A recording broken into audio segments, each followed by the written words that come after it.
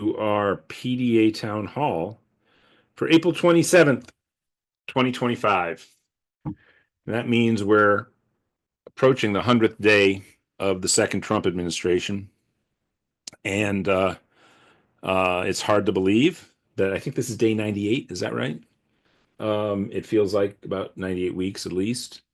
And it's tough to live in the world's oldest constitutional democratic republic and watch so much of what we assume would always be present for us in the United States be so directly attacked in a frontal assault on our Constitution.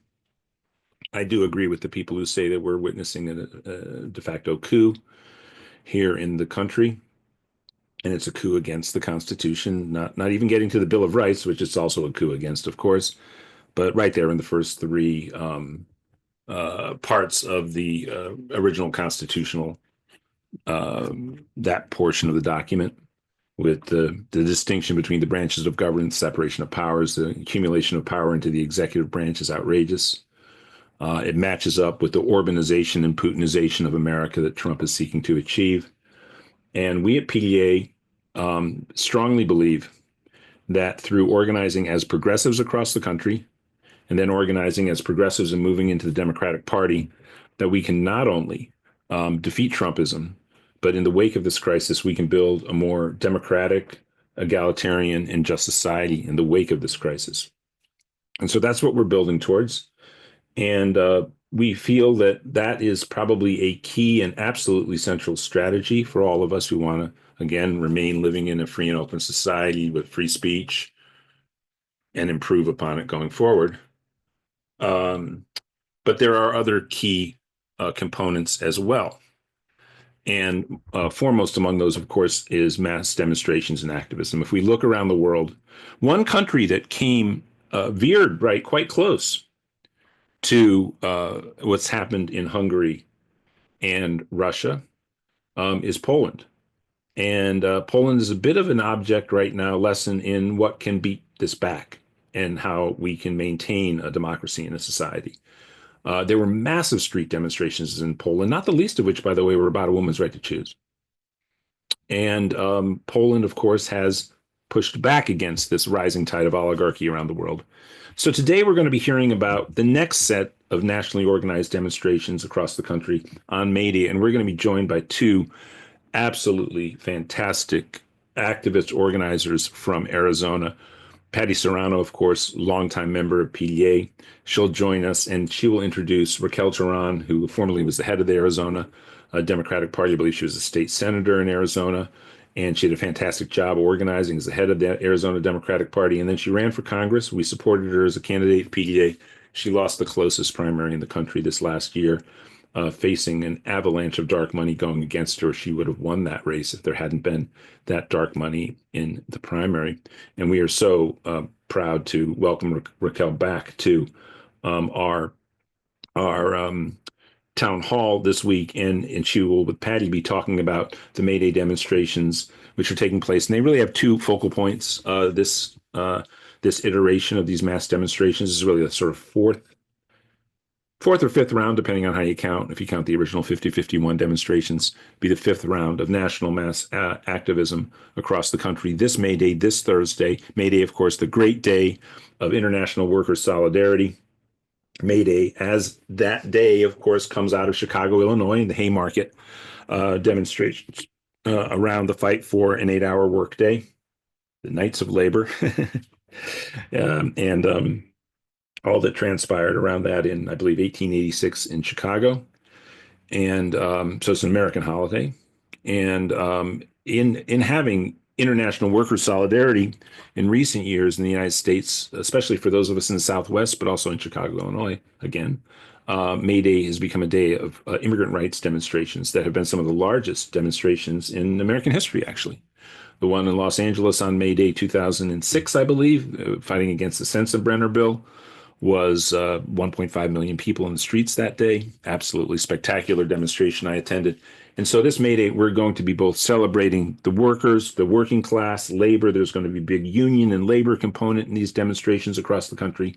Of course, all of it against Trumpism, against the MAGA reactionary coup that is taking place in our society, and also, along with workers, immigrant rights, and of course, so many of the immigrants in recent years to our country are themselves, of course, members of the working class. And so there's a great sense of working class solidarity this May Day in these demonstrations across the country. And we'll hear from Patti and Raquel about those.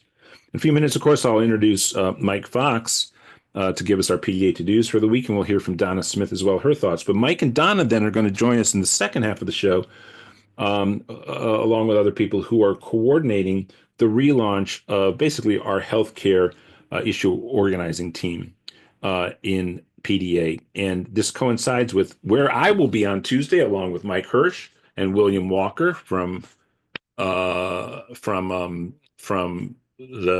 YPDA steering committee. William Walter, I just said Walker. William Walter and I and Mike will all be at the launch of Medicare for All. The legislation is relaunching in Congress on Tuesday. Some of you are in certain districts where we're trying to get Democrats to sign on, have already been joining in our campaign, our congressional liaison campaign to get. Oh my God, this. Hello, Raquel, we can hear you. But it's sorry.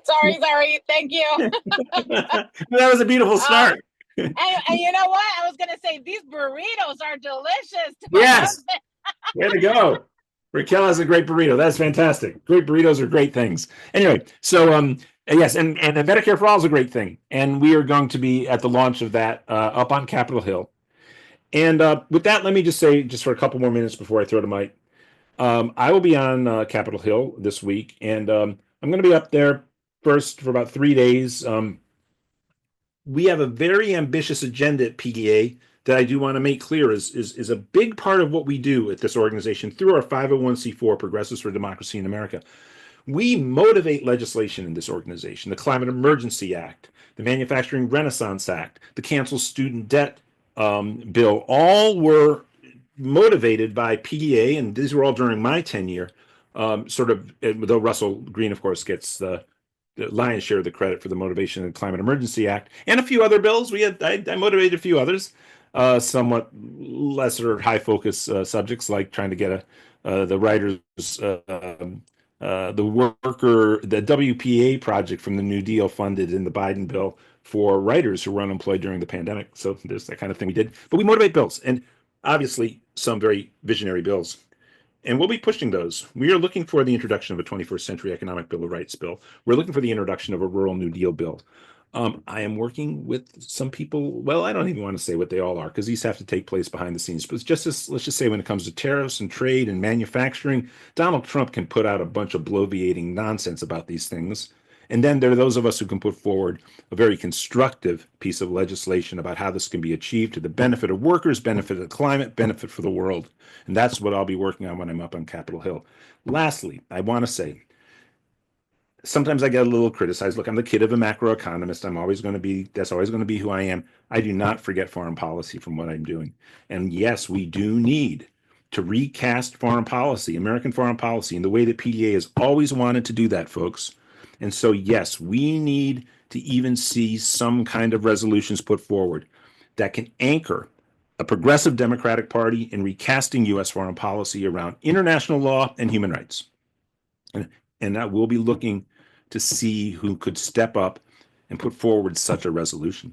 We're also going to be working with the great Jamie Raskin's office about what kind of resolutions and even possibly legislation could be put together. And there's no better person than Jamie Raskin to put together legislation about not just undoing all the damage that Trump is doing to the Constitution, but strengthening it further. So that's what we're going to be doing up there. And just lastly, before I throw to Mike, I want to say, too, in that around foreign policy, after I am up on Capitol Hill, I will go for 3 to 4 days to the National Jewish Voice for Peace meeting that's taking place. And I do want to let people know that because of the crisis around Trump, we haven't focused on the crisis in Gaza for a while on these calls. We will, of course, again do so. We'll return to that subject, and we are not losing sight of the tragedy that is unfolding there and the terrible, terrible loss of life that is happening due to a continued military assault on the people of Gaza by the state of Israel.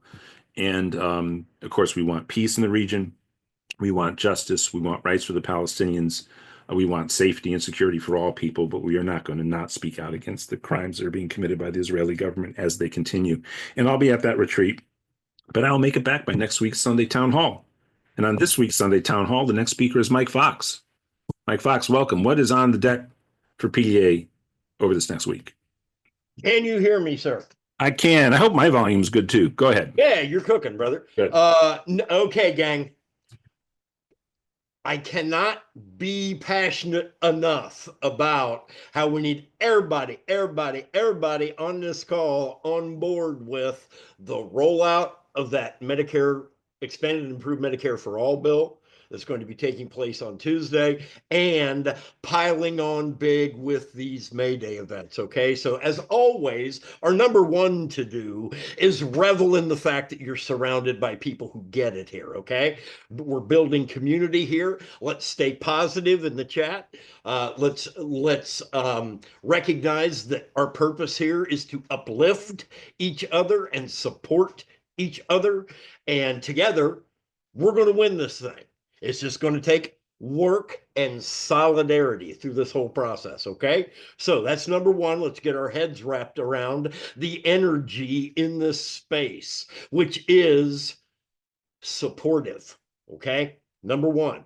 Number two, take notes, all right? Because I'm going to come at you here with a lot of stuff. So make sure that you got everything that you need to act once you leave here. Hold on a second. We've got weird Zoom things going on.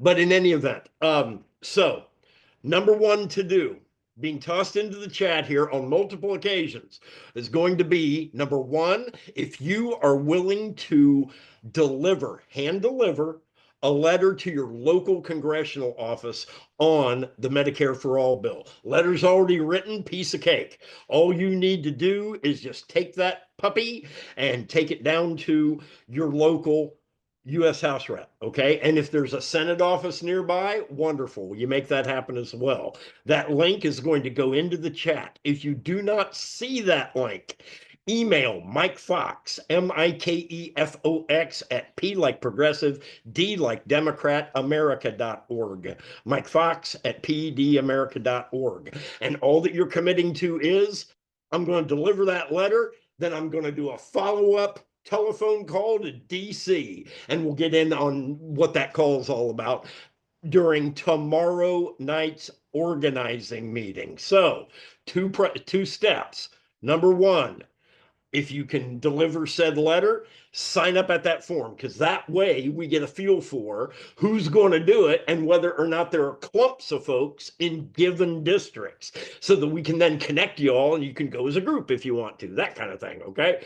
So number one is signing up for the program. Number two is the organizing call tomorrow night, 9 o'clock Eastern, 6 o'clock Pacific, okay? So both of those links will be dropped in the chat. Now, as far as the May Day is concerned, we'll be dropping the link into the chat that actually has a PDA code in it. So if you'd be so kind, use that link, because all the coalition members are having a friendly competition in that regard. We're saying, okay, who can bring most folks in? So we get credit if you use our link with PDA on the back of it. That link will be getting tossed into the chat as well. And if you don't see an event near you, host one. There's a special link for that as well that's getting dropped into the chat, okay? So 2 links for the May Day deal, all right? There's the main page that you go to, and oh, look, there's a map with a gazillion different events. Click on one near you, register, and go to it. You don't see one near you, use the other link to host one. And it doesn't have to be a big deal, literally. You just want to do a corner sine wavy kind of thing. We just got to make sure that this is the largest event of the Trump administration up to this point, showing solidarity with our brothers and sisters in labor. Likewise, solidarity with those who are scared to death right now of ICE and their minions. So that's where we really need to be focused on from a to-do standpoint. Finally, I always need phone bankers. because we hit up our people in these areas and say, hey, you know, there's a thing going on, right? Get out there. Okay.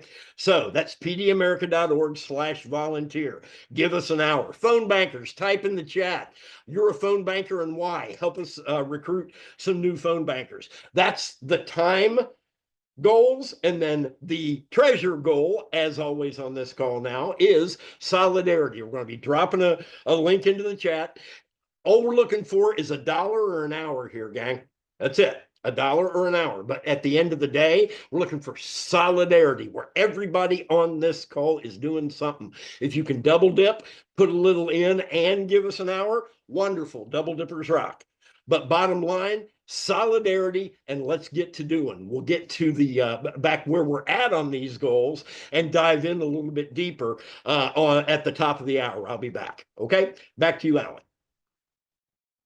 Donna Smith, do you have a few words to share? I know we'll be hearing from you as we talk about Medicare for All in about half an hour, 45 minutes. I'll be very brief, Alan. Thanks very much. Yep. 2 new episodes of Positively Progressive have been recorded, and they're off to Alan. Alan's going to fit it in his huge, busy schedule. I know that's so hard, Alan, and I appreciate it so very much. That's so important. I had a delay in getting one of the interviews. So there are 2 interviews. One is so apropos to the May 1st actions around labor. So Louis Ponce is a great guy, and Alan knows him, has spoken with him previously, and he just gave great remarks about immigration and so forth. So watch for Positively Progressive to be back in the saddle. The second episode revisits 2 young people together in conversation about how they feel now post-election as compared to what they felt like before the election. I'm really concentrated on young voters and young people, what they're thinking right now. They're with us on Medicare for All. They will drop the letter to the congressional member. I hope they'll show up on the call tomorrow night. Remember, 9 p.m. Eastern, 7 p.m. My time, which is Mountain, and 6 p.m. Pacific time. Also, we'll have an action alert for Congress to call your member of Congress, both House and Senate. And don't forget, if your member's a Republican, call. If you haven't seen AOC's her video on how many calls she got and gets from Republican constituents, and how you betcha that makes a difference when she hears from, not that it changes her mind, but it does gauge some of the energy and the enthusiasm in her district. It was a great video. I may be able to find it. And finally, there will be a petition from the California Nurses, National Nurses United, that you can sign on Medicare for All. This is so important, folks. And Alan, thank you very much for giving me a moment. Back to you. And we'll be hearing more from Donna in a little while. Right now, I have the honor of introducing somebody who I think has been absolutely instrumental in the transformation of the state of Arizona already. I'm going to say the whole state. It's not just a matter of the Democratic Party. I do a lot of work, obviously, with people from around the country, and I've witnessed a lot of Democratic parties and how they shift this way and that way. States where the Democratic Party has lost a lot of support over the past few decades, in states where it's moved in a better direction. There have been very few states, I would say, that really hold a candle to Arizona, in my opinion, of having that party as it drifts to a stronger formation. It's no longer a Republican dominant state, but the party isn't just a moderate Democratic party. It really speaks to the interests of the working class. And I believe Patti Serrano has been one of the great organizers who's been so instrumental in really building up that kind of formation inside the state of Arizona. And everyone in PDA nationally stands with that group of progressives inside the state of Arizona, led by Dan, led by Patti, and led by people they work closely with, like Raquel Teran.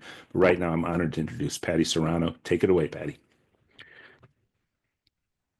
There we go. Hi, everyone. Happy Sunday Town Hall here at PDA. I am so happy to briefly help introduce one of our guest speakers for today's Sunday Town Hall as we prepare for this year's International Workers' Day, May Day, which is this Thursday, May 1st. This should be an annual, national, huge awakening for our country. It traditionally is a little bit quieter here in the United States on May Day, but we know that countries across the globe absolutely take to the streets and advocate for workers' rights on May 1st. And this May Day 2025, we, I think, are in a moment where us here in the United States really need to come out to the streets, understand what is at stake and what May Day really is, because it's intersectional and impacts all of us. Today, we actually have the honor of having Arizona's homegrown powerhouse community organizer, as Alan mentioned, our former state senator, Raquel Teran, with us, who was also, for those of you who might recall, our PDA endorsed progressive champion who ran for Congress this last cycle and actually only lost that seat by 39 votes. So I'm going to repeat that. We had a progressive PDA endorsed champion running for Congress in a special election for Congressional District 3 last year in Arizona, and we lost just shy by 39 votes. Testimony that every vote matters, and every call and every door that we knock on absolutely is important. Raquel also has a deep history here. She helped make Arizona state history by helping lead in the recall of Arizona State Senate President, our state Senate President, Russell Pierce, who was the architect of the now nationally known anti-immigrant and unconstitutional law, SB 1070, that other states have taken on in efforts to attack our immigrant community of workers and neighbors. Raquel also led our state party in statewide elections as chair of the Arizona Democratic Party, where we were successful in electing our state governor, our state, oh my gosh, I'm sorry, Adrian Fontes, who is a friend, was also elected. And she clearly has a history of making things happen. Raquel never misses a beat in helping our community take a stand in rising up. And that's just what she's doing for this May Day. We are clearly in a historic moment where it is on us to rise together with all of our diverse backgrounds to take a stand against the billionaire exploitation and corporate domination that we are seeing impacting from our schools to our workplaces, attacks on our unions, and more. So here in Arizona, about 4 to 5 weeks back, Raquel saw this coming, and I'm very proud to say this. This was before there was any national May Day website up, before there was any type of national organizing taking place. And she just put the call out. And as we know, with good community organizers, people answered, and we met in a room. I believe we started with about 20 people in a room organizing for this year's May Day. We have since then grown to a strong coalition. And as many of you know and plan on participating in this Thursday, there are now over 900 registered May Day actions taking place on Thursday. And I hope that everybody does what they can to participate. We will be hearing more about the excitement and the power being generated now from Raquel Teran herself, who is helping lead these efforts. And I am very happy to join her and join our brothers and sisters nationwide to show up this Thursday for what I hope to be a historic May Day in the United States of America. Raquel. Thank you, my sister. Thank you, Alan. I appreciate that kind introduction. And that was a perfect introduction, Alan, of Patti as well. And shout out to our brother, Dan O'Neill, that you know is always organizing too. And so we are so excited to get to this Thursday, May 1st, to interrupt business in the middle of the day. I know it's going to be about 110 degrees here in Arizona. We will be marching from our state capitol to the federal court building. We have to remember that We need to rise together. This is a state that has resisted the Sheriff Joe Arpaio's of the world. We have resisted Russell Pierce. We have resisted the extremists like Governor Jan Brewer. But that's a recent history. Arizona has been in the forefront of fighting for farm workers, has been in the forefront of fighting for our miners, for the workers who have left their blood, their sweat, and tears in the community. So even though it's been a red state, this is a state that knows how to organize. And we are so thrilled to be part of this national movement that is saying, ya basta, that it's saying no to the extreme agenda that is coming from the federal government, from Donald Trump and the unelected billionaires, the unaccountable billionaires, because that is what we need to be talking about as well. These billionaires who are so disconnected from our daily lives are taking actions on things that we have fought for so long. And so we know that we will show up in full force. We know that we are going to bring the si se puede attitude. You know, we use the si se puede phrase, the yes, we can. Even though nothing feels normal, at so many times, I know that a lot of us have had the feeling of are we going to use the same tactics? Well, we have to use the same tactics of mobilizing and organizing and building relationships and go even farther. I don't know what that farther looks like, but we have to stay vigilant. And the mobilizations are key to continue the relationship building. What we want to do on that day is take that energy and get the people that show up to the street that are pissed, that are angry about seeing all the Project 2025 being implemented, because the promises that Donald Trump made in the campaign trail are being implemented, from the separation of families to the attempting of dismantling our public education system, to trying to silence students for protesting. All of this is happening in front of our eyes. So we must show up in full force to say no more. And then we know that there are a lot of cases that are emblematic.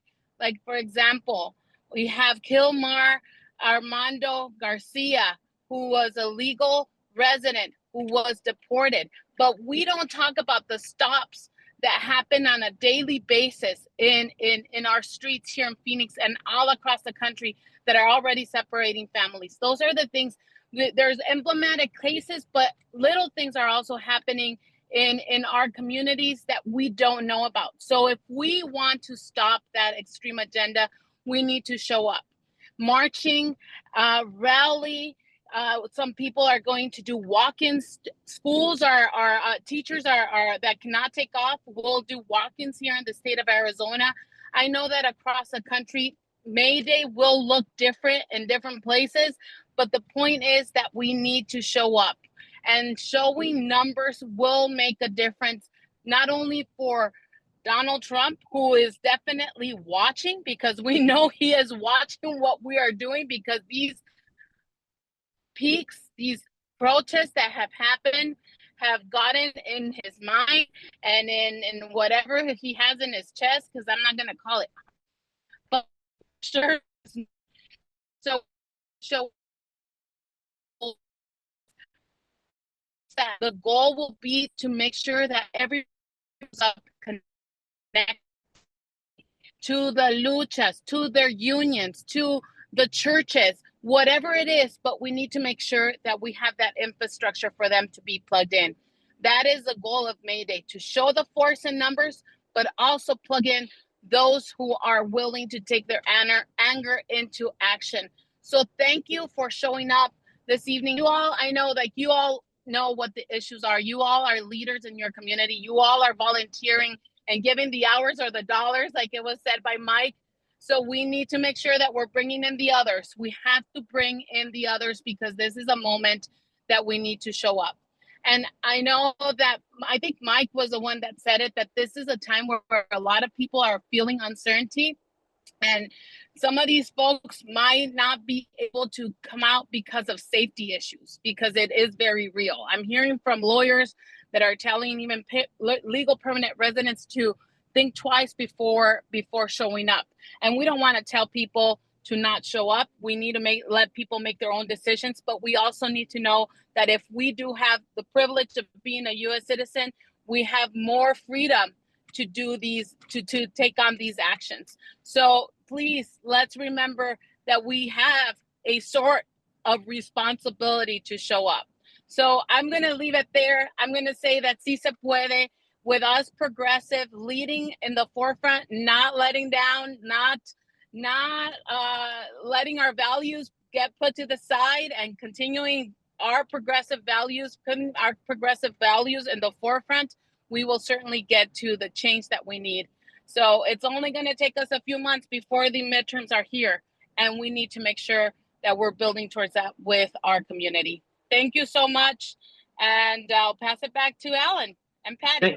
Thank you, and I'll pass it over to Patti. Just any follow-up thoughts you want to share, Patti, and then maybe we can take a few questions from the audience. If Raquel has to go, that's fine, but if you can stay, that's fine too. Either way, and Patti, just follow-up thoughts. Yeah, I think something I'm hoping, if people are organizing within their local communities, that I would like to highlight, obviously, our retired seniors who have already put in the work and deserve to live in their dignity, reliably collecting what they have worked for through their Social Security checks. They should be front and center along with our immigrant community in these actions on Thursday. So I would just amplify and make sure that people are being thoughtful as to how you're going to make that happen.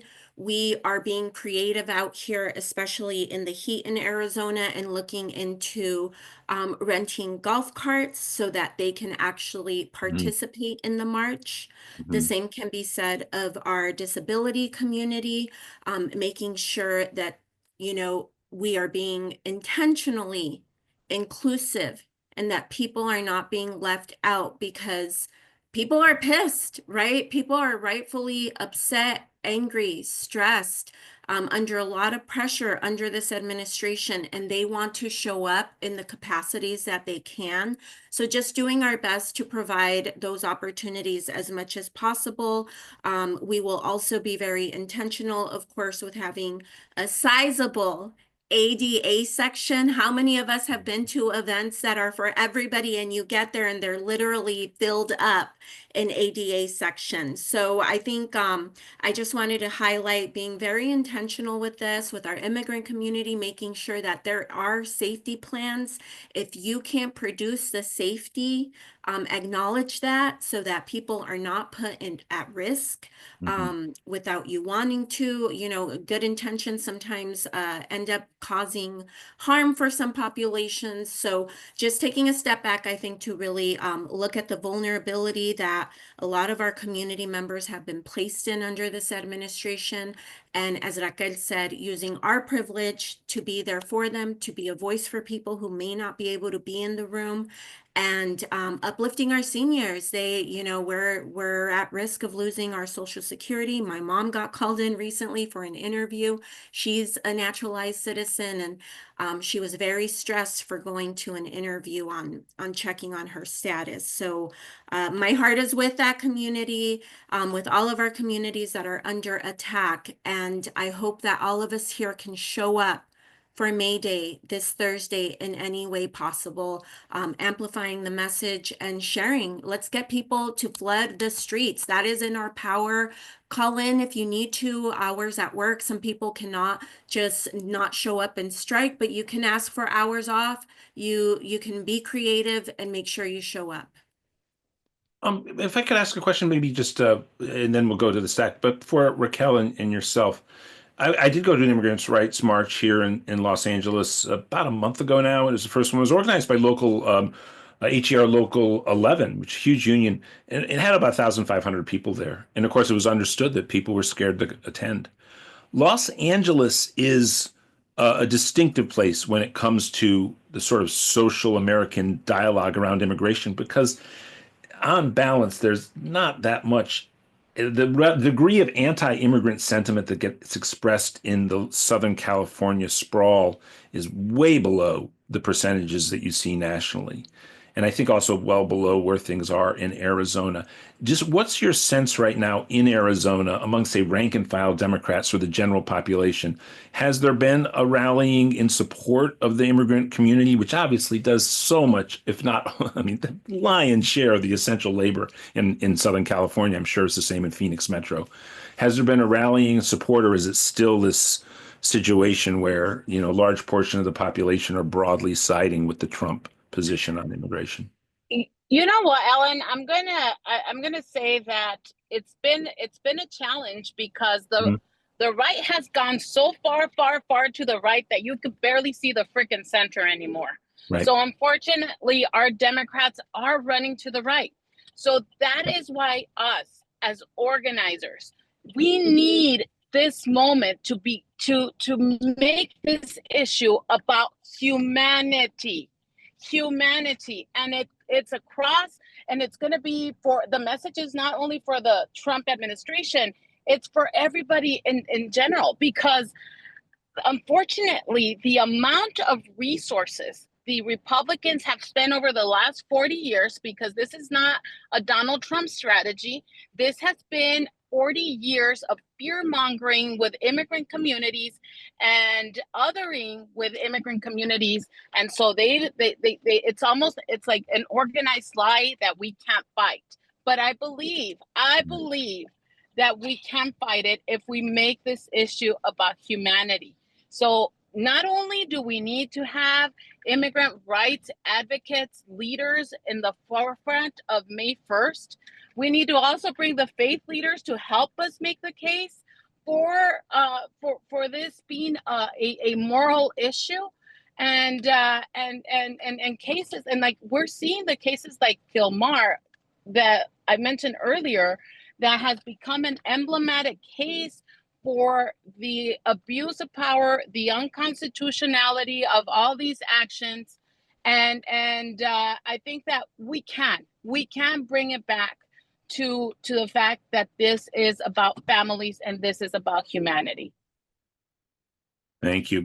Beautifully stated. And, you know, I do think that was something that did happen sort of en masse in Southern California over the past 20, 25 years. But again, we're a distinctive portion of the country. The consciousness has been raised considerably here. And thank you for this. Again, it's very important for me, especially, and I'm sure for many people, to hear from the perspective in Arizona in particular. Patti, should we go to the stack? And again, if Raquel, if you have to go, we understand. But should we go to the stack, Patti, and see what people have to say? Yeah, let's do that. Okay, John Seeley, you're up first. Please unmute, John. Well, hi. Well, on this traditional workers' day, I mean, miners and farm workers were mentioned, but you know, the workers that are really under siege now are the federal workers, who are, you know, losing jobs en masse, and who are, you know, or are totally threatened and insecure. And I was wondering whether, you know, you had thought about reaching out to, I mean, Arizona being a hot spot temperature wise, I was wondering if you'd thought about reaching out to firefighters organizations, national park rangers, you know, you've got Grand Canyon and other national monuments, and get them organized, and well, not, I'm sorry, not get them organized, bring them in 10 and seconds. also educate the public about what they're doing for their public safety. Yeah, I appreciate that input, John. I will say, the menu of topics and the gripe that we have with our federal government is a laundry list at this point, right? So in creating the program, we are being, as you know, trying to make space for as many issues as possible. But I will say that we are, you know, as Raquel kind of mentioned, trying to make sure that we highlight those that have been directly impacted and come to us here locally. There are events happening across the state. It just so happens that we are in the urban Phoenix area and will be leading what I suspect will be the largest action in the state. And it is actually the first time in a long time that we manifest at our federal court building here in Arizona. Many times, because we live in Arizona, most of the manifestations take place at the state capitol because of the legislature that we have to deal with here. But I think that's what visibly will really capture the moment of us starting at our state capitol, but coming to the state courthouse to reckon with the business, the business that we have with our federal government. And we will certainly be talking about touching on our federal workers and climate and how that impacts our communities here. I can't say that we have a locked in federal worker speaking, but I really do appreciate that perspective. And as always, Raquel, jump in whenever you want. I can add that I know at the Washington, D.C. rally, which is what I'll be attending, the American Federation of Governmental Employees will be very prominently participating. And Elise Oliveira, you're up next on a Progressive Stack. Please let us know your thoughts. Yeah, hi. So I'm only just recently kind of starting doing any kind of activism. It used to really scare me before. But I think just sort of being part of this community is amazing. And I think it would be really worthwhile to kind of bring in people who kind of feel like this, just how I did, a little too introverted maybe to like be out in big groups. And one thing I do, I think one thing I do want to, ask is, are we in the future looking at anything that we can kind of add to, like, I don't know, our amendments to keep things like this from happening in the future? Kind of like what we're seeing right now is the administration has very little consequence for what they've been doing. And everything that the Supreme Court has been saying feels like a slap on the wrist, essentially because they don't respect our rule of law and they don't respect norms. We've been held together by norms for so long. It doesn't matter to Trump and his guys. So I'm just sort of curious if we've got anything else down the line. Hold on. Great question. We're trying to limit it to a minute. So Yep. If you let us answer, that's a tremendous question. Thank you for joining us. Thank you, Mike, and over to Patti and Raquel. Thank you, Elisa. That's a great question. Fantastic question. So Patti, good. I want to make sure I understood the question. I don't know that I did, but my thoughts are this. An example would be if you are gathering in a public manifestation, right? We are the people. If we take the streets, when we say that, people have been, in this situation. When you take the streets, you take the streets, permits or not. But that requires, a large amount of people participating. And I would say that kind of echoes what you're talking about, Lisa. Like, if there's enough of us, there's more of us. And we absolutely know that, right? We are the 99%. But we need to come together and challenge these, lack of, I guess I should say, lack of rule of order and law in order to see the change and have the outcomes that we deserve and that we need. Because as we live in this, bourgeois system now where rules only apply, literally rules, as we have always seen, through the prison system up through our schools and the school to prison pipeline, those type of rules only exist for targeting our marginalized communities, except now we're playing this game on another level where it's largely attacking our working class and middle class people. So I guess I I know that the Supreme Court is, hanging by a thread basically. So it's important for, people to develop their power in community and hold these systems accountable.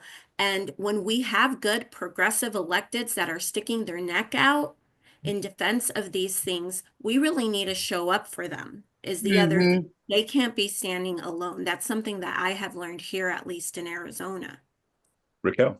Yeah, no, I also I mean, I don't know if I'm going to do justice to the question because I didn't quite get it. But what I'll add to the first two things that you said, Elisa, is like we also have a responsibility as organizers and organizations to make sure that there's clear avenues of engagement for people who want to be involved in this moment, because the beauty of what has happened in these first almost 100 days is like these organic protests and these organic the organic organizing that's happening, and we need to make sure that that is fully being developed. Those leaders are developed and they have the resources and the support, and that we can get them to the next level, so that everybody who wants to be plugged in has an avenue of engagement. And the challenge at this moment, when it comes directly to talking about the Supreme Court and everything that comes with our judicial system, is that we have to be thinking about the elections next year. Oh, Mike, Hirsch. Hello. Yeah. Real quick, Alan, you want to mention, without dropping any names, that we're working on preventative measures? We are, but we Protect lost democracy. Raquel. I think we might have just lost Raquel, though. Yeah, we lost her. Okay. Wow. Well, first of all, let me say something first. We'll keep an eye out for her. Please do. What Raquel was just talking about is one of the central conundrums of the writing I've been doing and work I've been trying to help organize around the participation of people in the Democratic Party. Raquel is the former head of the Arizona Democratic Party. And I have to say, Patti Serrano, I've got to be talking to Raquel Teran in the next few weeks as I work this stuff out, and other people who've been really good faith heads of Democratic parties, like the outgoing head of the Colorado Democratic Party. We really do need to find a mechanism when people overwork and people are busy. One of the things I noticed, by the way, is that we tend in PDA to have young people and older people. People are so busy in the middle of their lives, especially if they're trying to raise a family. It's almost impossible to engage in activism and organizing, but we have to engage those voices. So that's a great thing. And then to Elisa, I do say, and this goes to what Mike Hirsch was saying, we actually are approaching Jamie Raskin on exactly, I think, the question you were posing, which is how do we come out of this crisis, and let's plan for us winning, because we have to have in place our strategies for if we win. How do we, because it's right, the Constitution and our bond is just commitment to a piece of paper. How do we secure these things and really secure these things? Alan, Raquel is back. Oh, sorry. Raquel, welcome back, Raquel. All right, I didn't have an issue on the road, and I'm here at my house now and disconnected. I got the tail end of your what you were saying, Alan. So I was just saying that it's a hard conversation to have in this moment, is to tell people we have to vote, because people it's not a conversation that folks want to have right now. But but if we create the spaces like May Day, it helps us get to the place where we have to get to the point where we have to discuss the midterm elections that are not exciting for a lot of people. But that's it. No, and by the way, it's just a renewal of faith for me to hear you say that. As I said early on in this hour, I felt what happened to your candidacy was unjust. You were one of the 2 or 3 highest profile victims of the role of money in American politics in this last election cycle. I wholeheartedly believe you would have won and won handily had not that tranche of money come in, and we know where it came from, that supported your opponent. And that's just unjust and the corruption of democracy. So thank you so much because you're showing true faith in an honest democracy, which is what we have to build here. And we will always love working with you as we build that here in this country. Finally, yes. Rick LaMonica, you're up, and I'll try to speak much less. Rick LaMonica, you're up. I'm sorry for speaking so much, folks. This is Patti and Raquel's show right now. Go ahead, Rick. Rick, please unmute. Rick in my hometown of St. Louis. There you go. Is this really your hometown? Yeah, I was born there. Raised, well, I was raised there. I was born in Berkeley. I was raised there 16 out of the 18 years I lived before I went to college. Oh, okay. I just knew you were here in the 60s or 70s, but No, it's my hometown. But take it away. You got the floor here. Now you only have 40 seconds. I want to point out that there's a good article on Common Dreams about National Day of Action for Single Payer on May 31st. I don't know why they didn't do it May Day or May 3rd, like a lot of groups. But the May 3rd stuff we're doing here is going to focus on the cuts to federal workers and national parks and stuff like that. Thank you. Thank you. And yes, and Raquel and Patti, anything you want to say about the whole May 1st, May 3rd split? I know that some cities are doing May 3rd because of the weekend. I know May Day is, of course, Workers' Day. Mm-hmm. Yeah. Well, we had a discussion, our initial discussion. If we did it in the evening, and we have to, yes, there was a consideration, the fact that we could potentially get more people in the evening, but we decided to have it in the morning, in the middle of the morning, because we have to interrupt business as usual. And maybe there is no planned civil disobedience, but the fact that we're walking through a main intersection, that people are taking off the day, that some people are calling in sick or whatever it is, that there's interruption, and that was important to us. And the numbers, we might see an impact of having less numbers, and on Saturday we could have had a lot of more people show up, but it was important for us to send a clear message that this is not business as usual. But I'm optimistic that people will show up, that everybody's going to bring a friend. So if you're showing up, don't come by yourself, bring another person. And I think that's the rationale that has happened across the country, making that decision. But I think whatever the decision was, it's the right decision. It's the matter is that we need to show up. I'm going to jump over to Melissa Richardson, your fellow Arizonan. Melissa, for Patti and Raquel, please unmute Melissa. Thank you for having me. I am Melissa Richardson. I am a Cross native because I grew up in both California and Arizona, and I thank you for coming. Now, Patti, or whoever's willing to answer this question, I'm a disabled ASU alumni, and I can't get to Phoenix. Are there any events in Tempe? Hello? Hi, Melissa. Yeah. Oh, go ahead, Raquel. No, go ahead, Patti. I don't have any events that I know of off the top of my head in Tempe, but there's the May Day Strong Coalition, and that national link has all the events that are happening across Arizona. I would encourage you to even look at the Arizona Education Association website, because they do have events that are happening with teachers. Now, the teachers were challenged with the fact that this was at 9 o'clock. So some of them are creating walk-ins with their students. Some of them will have events after school. So there might be events either at the Arizona Education Association Mobilize website or the May Day Strong. Patti?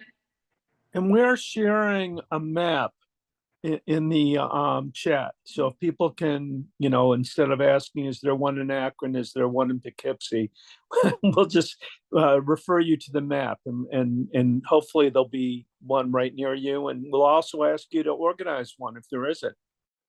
Patti? Yeah, Thanks. I just also wanted to share, Melissa, we will have a live stream also of the Phoenix May Day March, so that people can stream and watch live from home. That way you'll listen to the speakers, the program, and be able to watch and capture some of the live footage from our action on Thursday.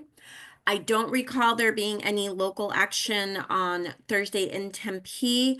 And then, of course, depending on your transportation situation, there is the light rail, of course, from Tempe to Phoenix, and there are buses I know that are direct connect as well. Michael, Neil, we're going to try to go Michael, Dorothy, and Mickey, and then we're going to have to move on to Mike Fox at the top of the hour and have final thoughts from Patti and Raquel. Michael, Neil, you're up. Thank you. So, given that a lot of places in the country are still or increasingly not safe for our immigrant neighbors, but they're so huge in what is important to go on in this country and important to the May Day message, how do we tell stories if it's not safe for folks to show? What is the best way for folks to spread those stories? So I want to be careful, with saying if it's not safe for folks to come.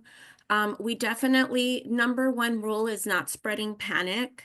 So I think us just being careful of how we speak on the issue for the sake of our neighbors is really important. And, as Raquel mentioned, we want to give autonomy to people, right? That's in their dignity, and it's really up to individuals and families to show up at these events or not. So I think the option needs to be there.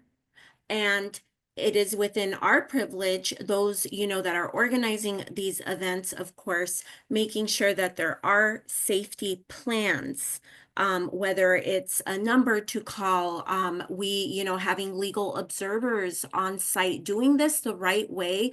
And I love your question, Michael, because it's making me reflect, at least when we started organizing our May Day, of the importance of centering our immigrant community.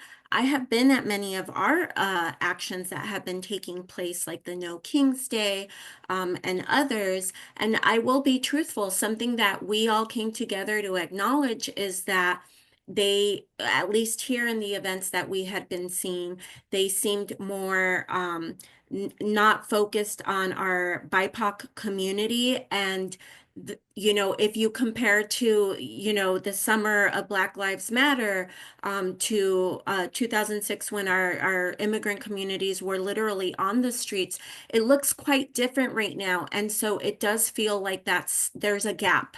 And so we wanted to be very intentional with making sure that mixed status families felt like, hey, if we have a plan, we feel protected, and that we feel confident that we can bring Dad, we can bring my uncle, and there's going to be enough people there.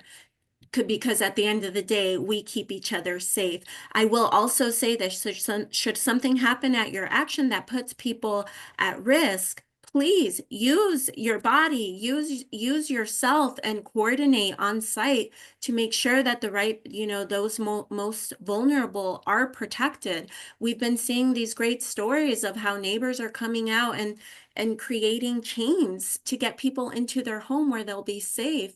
So not losing sight of that there are vulnerable populations that will be amongst us, and it is, incumbent upon us to literally use our bodies to help protect people around us, and also keeping things peaceful and safe. That, of course, is always a priority, and not giving reason for any type of escalation. So we invite everybody, right? We want people to feel safe. And again, if you're organizing, thinking of these populations, you will have safety plans and people on site to assist as needed. And moving forward for this week, we're working on two things: know your rights. Continue to know your rights while we protest, which we know right now there's still uncertainty with everything that's happening with the arrest, like with Mahmoud Kahil, for example, and the students whose visas are being revoked at ASU. So, but we are still implementing and amplifying the know your rights that we should all have. So let's, Mickey, I'm going to have to apologize. We're behind schedule. So let's just have Dorothy quickly. Dorothy, you can also defer and be at the top of the stack for the next time. Not me. Go ahead, Dorothy. So two things. First of all, I think that You know, I talked when this first started happening that we need to talk about a general strike and not be out in the streets where people are in danger. We can do, if we can organize mass protests, we can organize general strikes, and they're much safer. We could do a general strike for one day. This is what scares these people. Look what happened to Elon Musk. And it wasn't just the protests in front of his factories, his showrooms. It was that people stopped buying his cars. People started selling his stock. He got punished financially. And that's what these people have to be punished financially.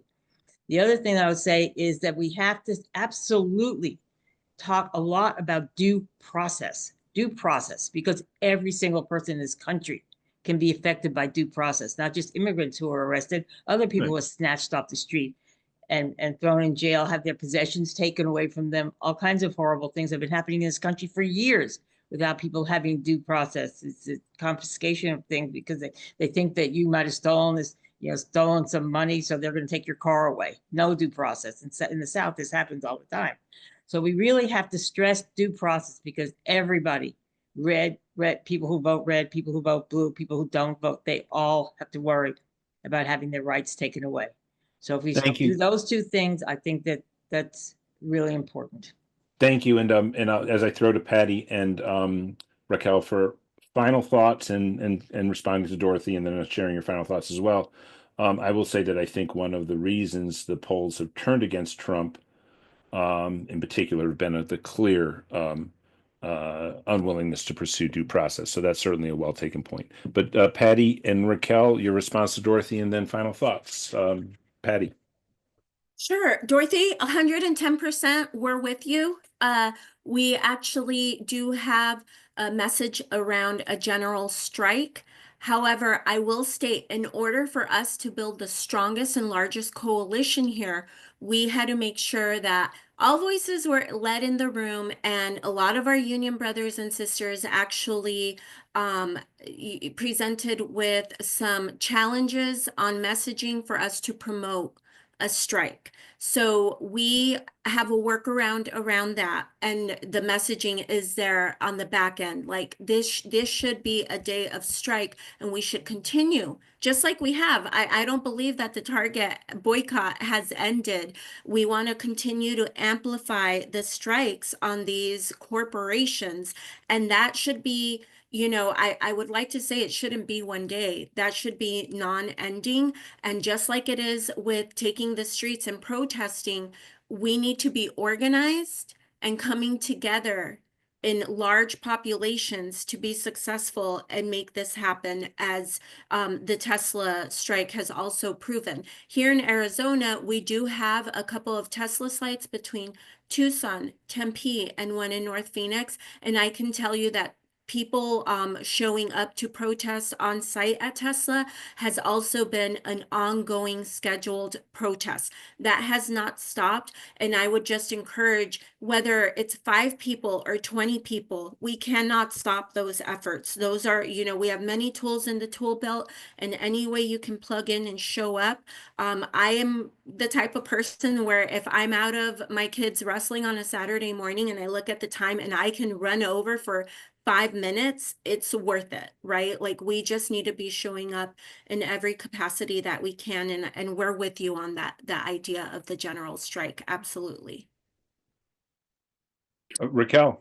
No, I think, Patti, that was a perfect answer. I know that we're coming to the end of the town hall. Just let's all take some time. I know that it's difficult to pat ourselves in the back at this moment, but I think that we have been doing the organizing. I think that right now people are looking at us and saying, and kind of saying that we were right? That we as progressives have been talking about these issues that are hurting working families, and somebody else like Donald Trump has been able to resonate with working families is crazy. So you all as PDA have been carrying within the Democratic Party the working class narrative and messaging, and we need to own it at this time to remind people that we will need our workers, our immigrant communities, our teachers, all of us building a strong movement to fight what's in front of us. So thank you so much. Let's show up strong on May 1st. And don't only come with yourself, bring 5 friends. This is the moment to not be scared to ask people to engage. So thank you for the opportunity to be here. Thank you for continuing to organize. Thank you so much, Raquel. Thank you so much, Patti. And just to amplify what Raquel said there at the end, and to go back to what Elisa said earlier, this is a community that's building across the country. One of the things that's true about American society and much of the world in the era of the domination of these things is that people are looking for real analog in-person community. And we have an opportunity with these demonstrations to build that and to grow that. And thank you so much, Raquel Teran, and thank you, Patti Serrano, for being with us today. Thank you. And so now over to Mike Fox, and we're going to segue over to Medicare for All, of course, getting reintroduced. Obviously, there's no single piece of legislation that exists that has more resonance with PDA and its history than the Medicare for All bill, originally introduced by John Conyers. Of course, it goes back before that to Debbie Dingell's husband. And of course, it goes back to Harry Truman. It goes back to Debbie Dingell's father-in-law. Father, you're right. Before the two generations of Dingells, and then a generation continued with Debbie Dingell. And but then going back to Truman, and then going back, of course, before that is an idea in American Teddy politics. Roosevelt, even. Yep, and of course on the world stage, Bismarck, right? So, which again, would not generally thought of as a progressive, but on this particular issue was that was part of what he was doing to dampen down the German workers' revolts of the era. But we'll get to that in a second. But as the segue into it, I bring forward Mike Fox, who will update us on our PDA to-dos. The town hall continues into its second segment, so stay with us, folks. Mike Fox and Donna Smith will be joining Mike in a second, and we're going to be talking about PDAs, organizing for Medicare for All. Mike Fox, welcome again. And my favorite part of the week right now, the following folks have donated. Here's my thank yous. We want to thank Donald and James and phone banker Betsy Double Dippin' and Dorothy and Walt and Valerie and phone banker Aaron Double Dickin' and Dr. McCain. Thank you so much for your more than kind $250. And phone banker Beverly and Patricia and the rock star Ken K out of Arizona. Thank you as always, Ken. Phone banker Jane Double Dippin' and Dorothy, as always. Thank you, sister. And Lisa and Janet and Michael. We've got a lot of Michaels. This one's Michael in California. And Stephen and Bob out in Missouri. And phone banker Michael. Michael in Colorado. And Michelle and Dr. Deutsch. Double Dippin' Dr. Deutsch, as always. Thank you, brother. And Jamie and Double Dippin' Dr. Sonnenborn out in California, and phone banker Mary as well. Thank you, Mary, for double dipping, and Debbie and Michael. Thank you all. Thank you all. Thank you all. I'm going to toss into the chat the link to show solidarity with these fine folks who not only donated, but in many cases are donating and giving of their time. And thank you so much for that. And reinforcing, gang, we've been tossing the links into the chat where you can sign up to attend one of those events in your area on May Day, or if you can host one, if you do not see one on that map locally, piece of cake, and just email Mike Fox at pdamerica.org. If you've never ran something like that, I can give you the formula on, here's a real quick way to do one, and safely, etc., okay? So we're going to be tossing that into the chat as well. And I'm just going to get back to Alan and Donna and Mike Hirsch and our Medicare for All campaign. Big doings. Well, on this around Monday's call, Mike, I think I call back on you and then Donna. As you know, I will be joining, and I will have traveled about 2,600 miles between now and then. Then and now, that would be very H.G. Wells of me. But no, I'm going to be going forward in time and going from here to D.C., but I'll be on the call. But with that, as part of my schedule, I'm not one of the organizers of the call. And so I want to toss to you guys who are the organizers of the call and let people know what's going on Monday at 9 p.m. Eastern, 6 p.m. Pacific. Cool. So we'll start here with these to-dos, and then Donna, you and Mike give us maybe a little background on all the years you've been fighting for this issue, et cetera, et cetera. And but first and foremost, focusing folks on the following to-dos. Number one, we need folks to hand deliver a letter that's already written. You don't have to worry about that. It's a piece of cake. But we need you to sign up to do this so that we know if there are several folks in one district that are planning on doing it. Wonderful. We got a team. Boom. Let's get them together. That sort of deal. Okay. So that's going to be tossed into the chat here in just a second. If you do not see that sign up form to deliver a letter, just email me at mikefox@pdamerica.org. But the perfect world is use the form that we're tossing in the chat. Okay. So that number one gets you as a part of the crew, right? And then tomorrow night, we're going to be drilling down on more of the actual organizing thereof, and likewise opening it up for folks who weren't able to make this call and to get them likewise involved, etc. So number one is signing up to do the thing. Number two, sign up for the Zoom call tomorrow night, Monday, 9 o'clock Eastern, 6 o'clock Pacific. And that's a sum total of what I got. Then, well, actually, there's two other actions that Mike Hirsch has been kind enough to be tossing into the chat there. Obviously, we want folks delivering letters and making calls. Number one, that is the most effective. However, Mike also put together an online action where you can email your Congress people, right? So, I mean, everybody on this call, we got 298 people sitting here. We need to have 298 of those actions take place. We can do it like right now while we're listening to each other, right? There's that one. And then the easiest one of all, which is a petition that our brothers and sisters at National Nurses United has started. So we're tossing traffic in that direction, trying to make sure that's nice and big and fat, okay? So at minimum, we should have 290 some odd of those done while we're on this call, okay? And then the other stuff, most definitely sign up to deliver the letter and sign up to be with us tomorrow night, 9 o'clock Eastern. Deal? All right. Well, yes, exactly all that. And should we go to Mike or Donna next? But I do want to say, small adjustment. I actually have the master list of who signed on already. So let me ask you this question. What if my congressperson's already signed on to the bill? Call them and thank them. Yeah, exactly. Thank him. So, but it's a different letter. Well, call. Why can't you call? Oh, you can call for sure. We call him, thank him. Right. But I'm just in terms of the yeah. And my answer, Alan, is 24 hours beforehand. If you want to write that letter, brother, you go right ahead. Okay. I'm always happy to thank people who do the right thing. Yeah, no. But in any event, that is the answer. If they're on, you just thank them. Okay.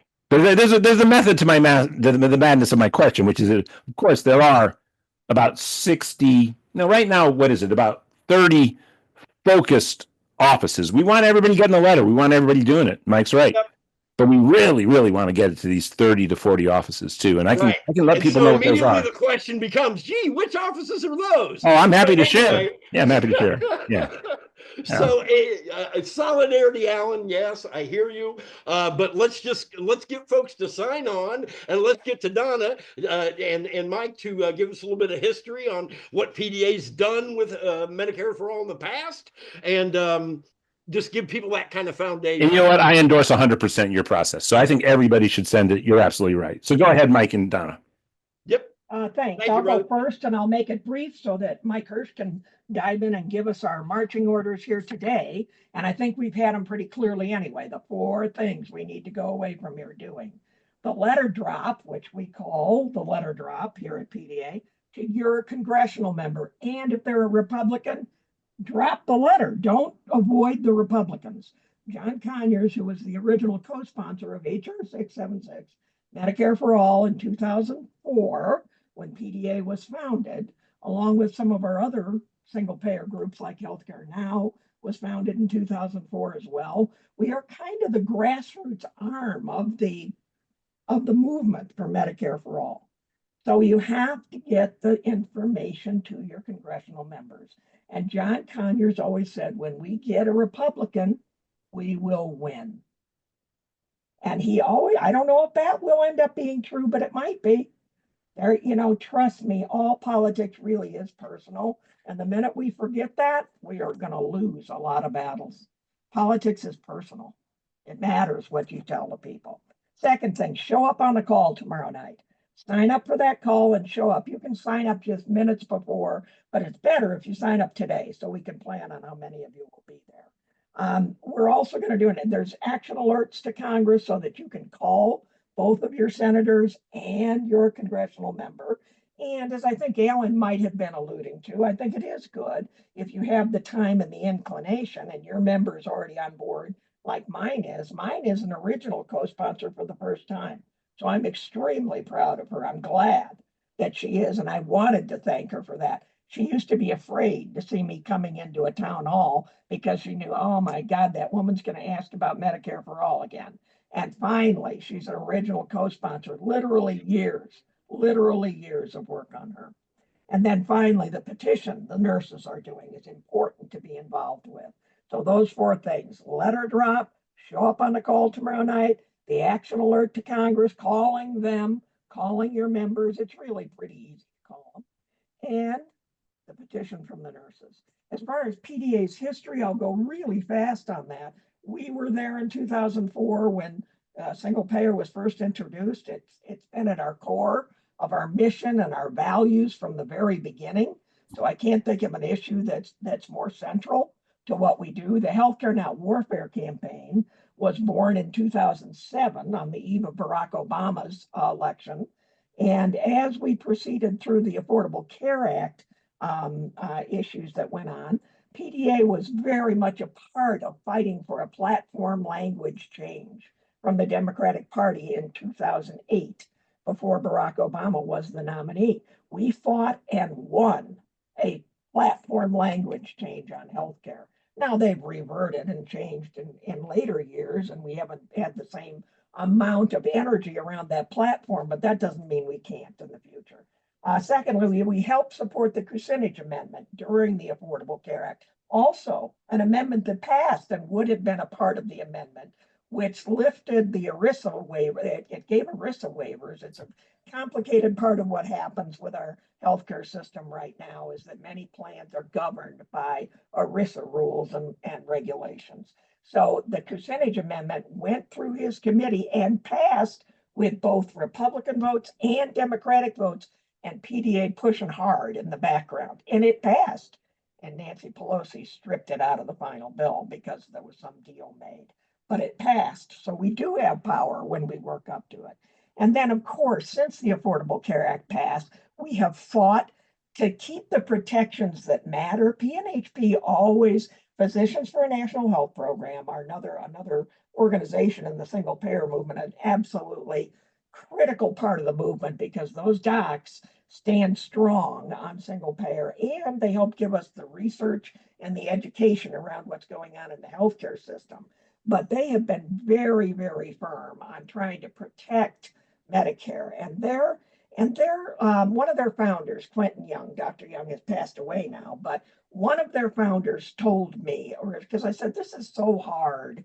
There are some people who really need the Medicaid expansion and really need the expansion of community health centers that Bernie Sanders had submitted in the Affordable Care Act. That was his negotiation for his positive vote on the Affordable Care Act, was more money for community health centers. So we do win. But Quentin Young always told me, if something moves us closer to the day when we achieve healthcare for everyone through a improved and expanded Medicare for all, we ought to support it. If something moves us further away from it, we ought to oppose it. And that made it a lot more clear for me. So since that time, PDA has been in the fight in so many ways. We helped co-found One Payer States, the group that works on state single payer efforts. So PDA has been that was founded in Wayne, Pennsylvania in 2010. Chuck Pinocchio and I and Tim Carpenter sat in a basement and negotiated what one-payer states would look like. So the reality is PDA has been part of the grassroots core of this movement. And we want you to be with us as part of that core, getting this done. And it means developing relationships with your congressional members and fighting hard. I'm so glad Alan and Mike and our amazing young organizer from Young Progressive Democrats of America, Walter. Amazing. I'm so glad that they're going to be on Capitol Hill together. That matters to me. I wish I could be with you, but those days are past for me. Someday, maybe again, but not right now. But anyway, join us on that call. It matters so much. Thanks very much. And Mike Herschel, any of the details. Alan, you. No, but also I want to say, won't our emeritus, one of our guides and leaders as well, Dr. Bill, I think, will be overseeing sort of from a distance and providing his wisdom going. Yes, we actually thank you. Right. We actually had a call on Saturday where we talked to some of the people who have been critical to us and who are wanting to stay really, really involved in relaunching our issue organizing team.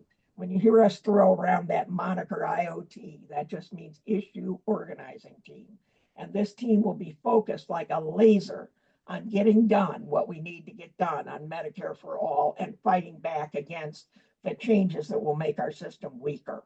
So, and God forbid, we don't want the system to be weaker than it is now. So thank you, Alan, for triggering me to remember that the IOT is going to have a lot of really amazing people. Don McCann, who, I'm just so thrilled he was on the call on Saturday. He wrote a daily quote for PNHP for years that I read every day and learned from in a big way, in a huge way. We learn from one another in this movement. That's what's so incredibly powerful. We have nurses, Ken Canegos from Arizona is going to be with us. I mean, he is an amazing organizer and a retired registered nurse. Although I teased him, I said, no registered nurse ever retires. They don't retire. They just don't. Anybody who knows registered nurses, they fight, and they're with us. And of course, we have so many wonderful patients, new people on the call. Those of you who haven't known me a long time, just Google Donna Smith Sicko, and you'll find out everything you need to know about what I've been doing the last. Donna, you're cutting into what I was going to say about you. Oh, no, don't do that. Don't say anything more. Anyway, tomorrow night will be great. Tomorrow night will be great. I'm sorry I don't have teeth. I really am sorry I don't have teeth. I'm going to the dental school right at the moment at CU Dental. I actually have dental insurance. You all know we don't need to go into it. Oh dear. The dental is a racket. It's a racket. It is a racket. I have insurance, folks. I have insurance and it's a racket. Anyway. That's right. Thank you so much, Donna. Donna is just wonderful. She is such a hero to me and to everybody in this movement. We love you, Donna. You're a champion. You don't let anything stop you. And you're just such an inspiration for us all. And everybody who just got a taste of the incredible encyclopedia of knowledge that is Donna Smith. You'll be happy to join us tomorrow evening. I'm going to put the link in. It may not work for you right now because we're in a Zoom. I don't know how Zoom lets you sign up for another Zoom, but keep that link handy.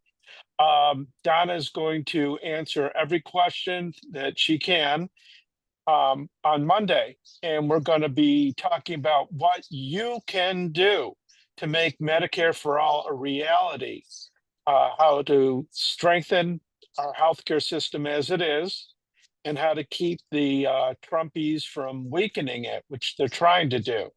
And we are going to mobilize like we have never mobilized before. And that's saying a lot. Donna mentioned the movie Sicko. We're still sicko, everybody. We're not any closer in a lot of ways than we were. Even though the Affordable Care Act did a lot, it still left a lot of gaping holes. And we know all about that. We've got to educate people. We've got to work the bill. And we need you all to volunteer to contact your member of Congress, thank them if they're already a co-sponsor of the legislation, And when we say thank them or spank them, if they're not on it yet, make sure they know that you are not going away. Just like Donna said, her Congresswoman Diana DeGette saw her coming and said, "Oh no, here comes Donna. She's going to beat me up about Medicare for all again." I want every one of us to have that reputation of being a pain in the you-know-where until our member of Congress does what Diana DeGette did. And that's because of Donna and people like Donna riding on her. And they're afraid of getting primaried by somebody who will give a damn about the men, women, and children who lack health care. I mean, this is ridiculous. This is life or death. And we're not going to go away. We're going to keep fighting, and we're going to keep going, and we're going to win. Now, Donna and I go back and forth. Tom Daschle said we're not going to see it in our lifetime.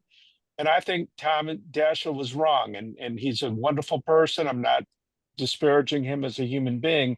I'm just saying, let's prove him wrong by bringing home Medicare for all. I think we can do You're it. younger than I am, Mike. You know, he said not in our lifetime, referring to him, he and I. So, yeah. Well, I want you to be one of the first people to get on Medicare for all. Oh yeah. When LBJ got Medicare passed after Harry Truman fought for it and was unable to because of obstructionists in Congress, Harry S. Truman got that first Medicare card. I want Donna Smith to get the first Medicare for all card. What Donna wants is everybody to get that card at the same time. We could get them all simultaneously. Okay, that's my dream. You know, I don't want to hear more about neighbors and friends and family members. I know. Healthcare, you know, period. Well, in today's 21st century technology, maybe we can all get those cards instantaneously. But Nina Singer mentioned Rick Scott in Florida. That man is a hideous man. That man yes. Oh my God. He headed up and got a golden parachute from his health care company before he became the senator from Florida. But boy, someday, folks, I worked for that man for a short amount of time. Oh my gosh. So sorry about that, Donna. So reality is we got a lot of work to do. Well, I think that Rick Scott should be the poster boy for why we can't privatize Medicare and Medicaid, and we need to have it expanded and improved for all. Because Rick Scott not only got a golden parachute, he plundered the Medicaid and Medicare trust funds and made off literally with millions and millions of dollars. And he cut a deal where he avoided prosecution. Prosecution for there were some of us who turned him in for Medicare fraud. That is true. Yeah, that's right. And you'll hear some people talking about Medicare fraud or Medicaid fraud. Yeah, there is, by the CEOs, not by the recipients. Exactly. It's not the people we, you know, that they're pictured to be. Kind of like I have to whine about something else I just read that is totally unrelated, but I know Alan will let me. It looks like they're going to try and blame the female helicopter pilot for the crash in DC. It looks like they're going to try and blame. And I thought, oh, yeah, what? Of course they are. Of course they are. Typical right-wing white man move. Blame the women. Blame the people of color. Those MFers. Well, we've got a long stack, and I'm hoping, Donna, you, me, and Alan, we can figure out answers to any questions that people have. Absolutely. Sure. Yeah. I forgot to mention let me mention. In 2010 and again in 2012, PDA was a part of the launch of the Health Security Act, the American Health Security Act, in both the Senate and the House. We have had a lot of action on single payer for many, many years. So don't think that PDA's been in that struggle intimately for a long time, and we will be there to make sure it happens. Amen, Donna. I'm gonna put Mark Harrison at the top of the stack, and Mark, I'm gonna call on you first. And Mark, I'll see you hopefully in the next few days as I'm in DC. But before I do that, I want to read the quote that I submitted to the Medicare for All press release. For the whole press release around the release of the bill, PDA will have a quote in it. And here's what I wrote, and I really believe this.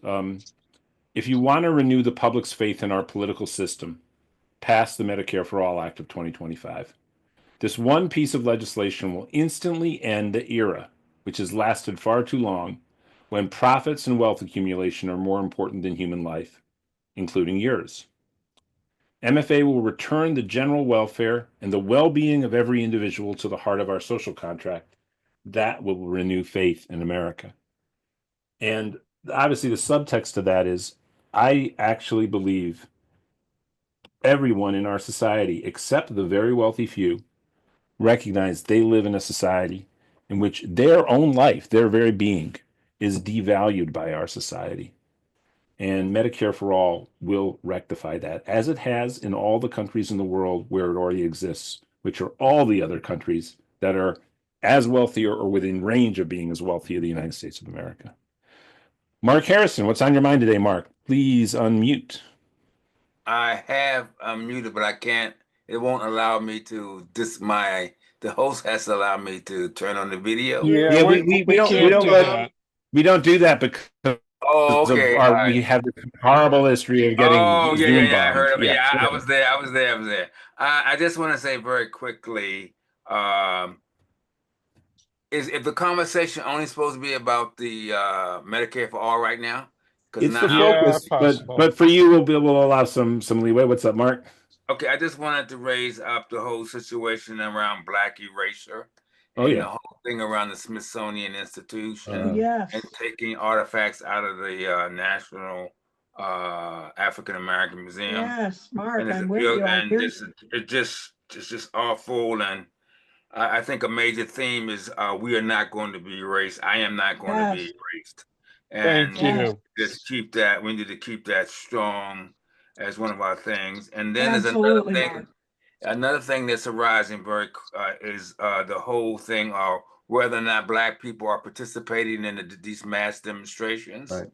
And I think the thing that some of the pushback against that is that, yes, we are Black people. We are active. There's a Target boycott. We just don't get the attention that we need to get. And, need to turn is big in that. And it is going pretty well. So Black people are being active, but there is some issues, like, for instance, like Alan, why weren't more Black and brown people at that big demonstration where 35,000 people were in Los Angeles? And what do we have to do to address that? I thought very quickly that this whole thing about not being erased, about being the oligarchs, could PDA have its own slogan? No to oligarchs, no oligarchs, no eraser, and whatever the third bullet point should be, that could be a Bill of Rights or something like that. So that's all I wanted to say on that. And then we need to also be pushing the 2020 calls on the Medicare for All bill. So I'll end it there. Thank you, Mark. Thank you. Going back to the top of the stack, we're at Mickey Leader. You're up, Mickey. Please unmute. Hi, can you hear me? Yeah. Okay, thank you. I thought you were going to forget me again. Oh, no, I wasn't going to. Sorry. It's unforgettable. Okay. Bottom line is, yes, we're chaos. And I saw things all over the internet today. Chaos in 100 days, how to lose a country. That's one comment. I don't expect you to answer it. Due process, absolutely due process. And if you look, I just saw Rick Stanley, I forgot his name. He's on PBS. He has done a wonderful thing on fascism. And it's all I could think of is some brilliant filmmakers need to cut it apart and mirror every single thing about Hitler with every single thing the GOP and Trump have done. It is a play-by-play handbook. All right, due process for everything. We're coming to that point if we don't stop all of this. Do you remember what they did in Germany? They threw out every professional. They took everybody's Jewish stores, homes, etc., and then they carted them off to work camps or shot them in holes in the streets. It's a terrifying thing. I just want us to focus on the cuts that we are looking at. Trump and the GOP passed yesterday. The federal Mickey, courts. the last point, please. Okay. Hey, everybody gets a minute. Everybody gets a minute, Mickey. We love hearing from you, but we've got 14 other people ready to talk. Mike, I think she's got the point, but go ahead, Mickey. Finish your thoughts. He does that to me every time. It's very insulting. I'm 78. I'm You not go, 18. Okay. Mickey, we Trump love and the you. We love GOP you. have gotten Nothing rid, but love. okay, federal courts imposing stays on the national basis. So anything that these federal judges have said, stay this, stay that, and it's a national ban. The GOP passed the no federal court can do anything to stop anything other than in the state in which, or the area that they're covering. We are in big trouble. And thank you everyone for remembering golf carts, accessibility. I can't get to anything that is held where I can't have a even curb cut, sidewalk, doorway to get into an indoor meeting and even outdoor. So, and I want to go, but I can't. I can't get a way to get in there. You can't go upstairs in a wheelchair. So Thank you, Mickey. nobody should forget that. Thank you so much, Mickey. Donna and Mike, your thoughts? Yeah, Mickey, this is Donna. I really empathize with you about the disability, the access issues. Even my Democratic Party here in Denver, I have to remind them that if they're going to go to a place where you have 2 floors, they must have an elevator. Some of us cannot negotiate stairs very easily. So anyway, I take your point so seriously. One of the things I hope we'll focus on here is that given that we want to push for the Medicare for all bills, both in the House and the Senate, and we really do, I don't really think a country that focuses on and gets to Medicare for all will have a lot of people who will hate each other and be at each other's necks as much as they are now. I think it creates a sense of community in a very tangible, real way, that we care for one another enough to do that. I have been lucky enough to travel to different places in the world where they have universal health care, and they will state it that way. Just simply, they care about one another. And think about how that would change all the discussions in politics. All of them would ripple effect out from the fact that Americans were saying we care about each other enough to have a great healthcare system using Medicare for all. That's what I would say. And Donna, thank you so much. And really quickly, I'd like to make a point that there are holes in traditional Medicare. As great as it is, there are a bunch of things that need to be fixed, and the Medicare for all legislation is better called Expanded and Improved Medicare for all. It will cover medical devices. It will get you rides back and forth to see the doctor, to the hospital, to your caregivers.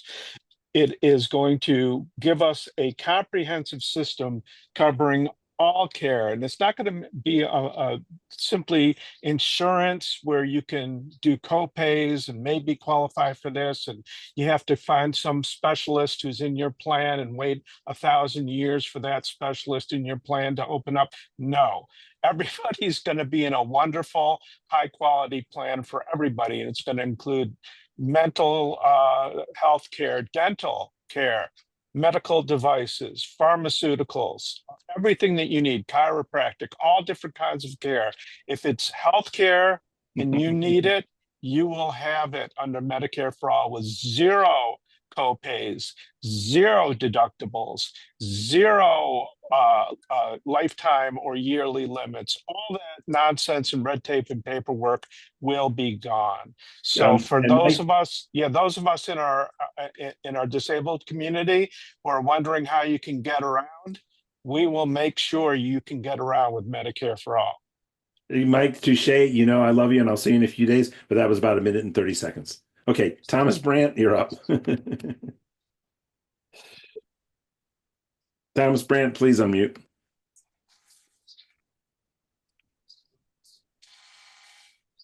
Thomas? Okay, we're going to go over to Carly Fines. Please unmute Carly, and Thomas will come back to you. Hi. I just wanted to ask, my mom's in a very complicated health situation. She's been through a lot, and she does get Social Security disability on a regular basis. But what's going through my head is that Okay, with all these cuts and without Medicaid for all, how is my mom supposed to get what she needs? Both she and my dad are retired, so what's going to happen? I don't want to go into details because, again, I only have 60 seconds and it's very complicated with my mom, and I want to make sure she's taken care of, even if I can't do anything to help. Charlie, I don't know that I can answer your questions directly. Certainly Medicare for All would take care of whatever her healthcare needs are. But if you want to talk to me in more detail about the situation, just email me at donna@pdamerica.org, and I'll be happy to try and answer the question. I don't know if I can. I can't always, but I have become a go-to person in my family for answering questions about healthcare. Unfortunately, I know way more than I want to know. Yeah, I know, and of course you wouldn't be burdened with that with Medicare for All. And not only that, not think about it, folks, neither would be small businesses or for that matter, big businesses. They could focus on the business that they're in the business of doing. Thomas Brandt, I know you're unmuted now. Go for it. Originally was going to ask a question about general strikes and other forms of nonviolent civil disobedience, but I'll instead ask about, in our efforts to another push for Medicare for all, how is our strategy also going to educate people about the stealth privatization of Medicare as we know it now through Medicare Advantage programs? Is that part of the strategy? Absolutely. To point that out? It is, Yeah. absolutely. And PNHP, the Physicians for a National Health Program, have been doing yeoman's work on this issue, getting us detail and information we need to fight back. Because obviously, if we turn Medicare into Medicare Advantage, that is not a good direction, because that hands it over to the private insurance industry, exactly what we're trying not to do. So Mike Hirsch may want to say a little more about that, but absolutely, that is part of the strong pushback. Yeah, Alan and I have been participating in the National Medicare for All Roundtable. And one of the things that we are doing is exposing the huge monumental ripoff that's called Medicare Advantage. Our friend on Capitol Hill, Mark Pocan, tried to pass legislation to strip away the name Medicare from Medicare Advantage because, as Ralph Nader and many others have called it, it's Medicare disadvantage, it's a ripoff, it's terrible, and Medicare for All would end that. There'd be no need for any of these, what do they call, supplemental plans that are just terrible. And they make it very sexy, right? For seniors, they include all sorts of things that seniors really do need and have to pay out of pocket sometimes. So Yep. they make it a very sexy alternative for seniors until seniors get really deep into it and That's find right. out it's affected their health care. So Mike, yes, absolutely. We are pushing hard to not have that happen. And the bounty, the reward that people get when they sell one of these plans is astronomical. And that's why they push them so hard, why you see them on TV all the time.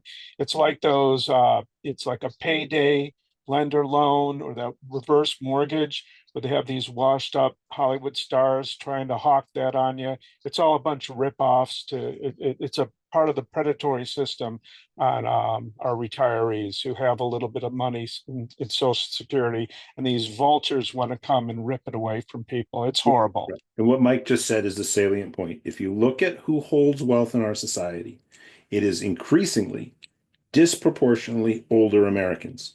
Wall Street knows this. That's the money that they're trying to access. They can drop a few little sprinkles on top so that you sign on with the understanding that when you need long-term care, they can take so much of that wealth away from the people who disproportionately, there are very many poor, and the majority of older Americans are, of course, not doing well because that's the distribution of wealth. But for those that are doing well, they hold so much of the wealth of our society.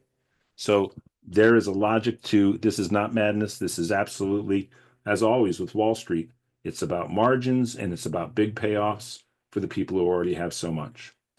If you haven't signed up for the call tomorrow night, sign up now, because that will be the call where we give one another marching orders. And it's something we all can be doing right now. So sign up for the call tomorrow night. Hillary and Michael. Now, Rick and Dorothy, we are going to go back to you soon, but you're going to get 30 seconds each because you've already spoken. Hillary, go ahead. Okay. Hi. First of all, I'm absolutely in support of Medicare for all. Always have been. I have a friend who has a daughter who was born with a very rare physical condition that affects her joints and her limbs, and she's just concerned because she says there are only about a handful of doctors in the country who deal with this, and she is just concerned about how Medicare for all would affect her ability to do that without having the supplemental types of things that she deals with now. Well, yeah. I mean, ideally, no matter what that condition may be, no matter what that different condition is, it wouldn't matter. You would be covered from, cradle to grave, as, from womb to tomb, as people say, in the movement. And, it's so much different thinking for all of us, right? We're not accustomed to thinking that that's the way it's going to be for us. We're accustomed to thinking, well, oh my God, like your friend, I got to be scared. I don't know what's going to happen to my child. I mean, I can't think of a worse fear than wondering if your child is going to have health care. And I'm always surprised more people just don't lose it over that issue. I want to, Hillary, and also if you need more specific, please feel free, Donna at pdamerica.org. I also saw I think it is Jamie in Michigan was asking about wouldn't Medicare for all create chances for doctors to abuse the system more to make more money? No. In fact, I've seen the most brilliant research on the fact that having a improved and expanded Medicare for all would make it far easier for the program to detect situations of abuse by a physician or a hospital, where if they saw, for instance, a high spike in hysterectomies, which is one surgery that's done to women often when they don't need it or shouldn't have it. So if hysterectomies spike in a certain section, they can start looking a little closer at what's happening rather than controlling what the doctors are doing, looking at the real data that tells us who is really abusing this system and why. So it will make that much easier. So thank you for that question, Jamie. That's one that people ask a lot, and it's true. It would be so much better for all of us. Donna, a couple other questions have been in the chat. One is, how are we going to pay for it? That's a real easy one. It would cost us billions, hundreds of billions of dollars per year less than what we're spending already. So the question isn't how are we going to pay for Medicare for all? It's how can we afford to not have it? And the answer is we can't afford not to have Medicare for all. But that's a good question. You'll hear a lot of people say it's going to cost whatever trillions of dollars for 10 years. Well, it'll be less. In fact, Mike, in fact, the problem you have economically, macroeconomically with Medicare for all is it is massively deflationary. Yes, exactly. Exactly. There, I think people have to think in terms of who we are fighting in this battle. These massive insurance companies and massive provider groups, the wealth in real estate, the wealth in so many different areas. And there's a lot of vested interest in there that says, you're not taking my money away from me. So we have a lot, and the fight has to come from the people affected, and the brave doctors and the nurses and other providers who step up to say, it's wrong. I see it's wrong, and I see what's happening. Right. And Michael, you're on deck, but just to clarify, this is something I think a lot about. I mean, I pace my floor in my living room when I get up about every third moment thinking about the implementation of Medicare for all and the macroeconomic costs. But there are some simple talking points. The United States spends 18% of its GDP on health. Huge. No other country in the world is at 11%. I think the highest next is in like a 10.2. Only like 2 or 3 other countries in the world or 9% or more. If you go down the list to about the 6% countries that have universal Medicare for all, they not only have 12% or 11% or 10% less of their national GDP being spent, they all have better across the board healthcare outcomes than the United States of America. And the most tragic thing, we lose We have the highest infant mortality rate, especially among women of color in the world. Yep. And in none of those countries, including England with the NHS, are any of these doctors or nurses underpaid. They are firmly in the middle class to upper middle class of their society. And doctors, the top level doctors in all these systems are clearly in the upper middle class of the society. Okay, macroeconomic dude, you have to read Ira's comment in the chat. Read Ira's comment. What does it say?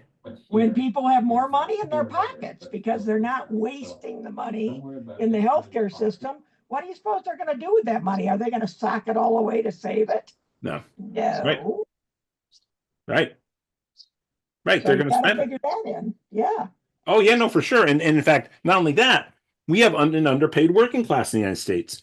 About that. Right. So you start paying the working class a decent middle class wage, that is inflationary. When do you need inflationary economic policies that can rectify that terrible injustice of the underpaying of the working class? When you have a massive deflationary policy like Medicare for all. So there are two of the great structural problems in the United States of America that can be addressed by implementing Medicare for all right there. Hey, Alan, you raise a really good point. Another thing is, employers are paying a huge amount of money for private insurance. And if we could lift that off of their backs, they could afford to give workers a raise every so often. I don't think they will be quite as nice as we think they will. We may have to have some policies. They do that. Something tells me I don't quite trust them. Well, Donna, they'll be able to afford it. Whether we can force them to do it or not, that remains to be seen. But there you go. Hey, by the way, Michael, can you please? Okay. Yeah, Michael's wonderful. Michael, let me say something. I just read something from a parent of a Down syndrome child that Adidas is making a firm stand in favor of their diversity programs and of their DEI programs. So if you're thinking about companies that are trying to do the right thing in terms of backing families and programs, Adidas may be one of them. Thank you for that. Michael Dzerzian, you're making noise, but can you speak to us, Michael? Oh yeah, so Medicare Part C is. Hey Michael, if you got a TV or something going on in the background, can you mute that, please? Yeah. So Thanks. Medicare Part G is going. Michael, now we can't hear you. He muted himself. No, he didn't. He had to walk across the room to mute whatever the other thing was. Yeah, that's what I'm saying. Michael, are you there? Okay, we'll get right back to him. Alan, call on somebody else. Can he go? Stop. And please don't have any nonsense going on in the background when we unmute you, please. Ken, you're up. Okay, no noise in the background. Yeah. I want to talk a little bit about, let people know that in Tucson, Arizona, at least, we are going to be doing one of the May 31st National Days of Action for Medicare for All. And I'm going to put in the chat again the national website for that. So if people are interested in that, they can, somebody else put it in there. Anyway, and what's going on right now is this tremendous upsurge of resistance to the Trump administration and all the horrible things that are happening. And I think one of the main points we need to make in these Medicare for All is that what we see from Trump is they're trying to profitize or privatize everything. And yet that's exactly what we have in our healthcare system. Everything is based on profit. And so, to fight back against the moves they're making now to make profit the only thing that counts in anything. That's why we get rid of things like USAID, because it doesn't make profit. That Medicare for All is the answer to the biggest profit-making part of our society that shouldn't be in healthcare. So to try to tie those things together, I don't know if I made my point, but Ken, that you always make your point really well. And Ken, are you going to be with us tomorrow, Monday night? Oh, yeah. There you go. So to hear more And I wisdom from definitely, Ken, and I hear you. I definitely hear you how the different things are interconnected. You know, the profit first motivation doesn't have any place in healthcare. It just doesn't. Right. You know, and you and I know that, and I think most Americans know that. I think a friend of mine, Michael Lighty, says sometimes that 80% of Democrats support Medicare for all. It's a huge percentage in the general population. It's almost 70% when polled support Medicare for all. So the only people who don't support Medicare for all are the profit takers. So we've got the majority, but that profit we need to push back on everywhere we see it. and I'm sorry if you couldn't hear me, but Don, I was saying, if you want to hear more wisdom from Ken, who really knows where it's at, join us tomorrow evening. Ken will be there. Ken He's is on our, amazing. he is a superstar, as are you, Donna. Both of you are on the steering committee, as am I. If you're interested in joining the steering committee, we'll tell you about that. But we're going to come out of the box hot, and we're going to get this done. Okay, but we're going to start to wrap up here, but we still have 9 people on stack. So Nina Singer, you're next. Please unmute, a minute each, and maybe we'll take 3 people right now and then come back to Donna and Mike. Hi, thanks for listening. I'm sorry I was late. I was working, but Oh, it's okay. All good. But anyways, we're going Medicare for all. I've always been supportive of it. And of course, we have Rick Scott, who is a champion of the HCA Columbia SLAC from what he did. So between all the congressmen and senators we have here, it's not going to work. But I signed up for the call on Monday, signed up for another May Day call regarding education, because that's starting to affect us here in my county, in Palm Beach County, with the DEI nonsense. Also regarding due process, I had a question. What do we do about these American citizen children who are being deported with their mothers? Children, 2 years old. It's heartbreaking, Nina.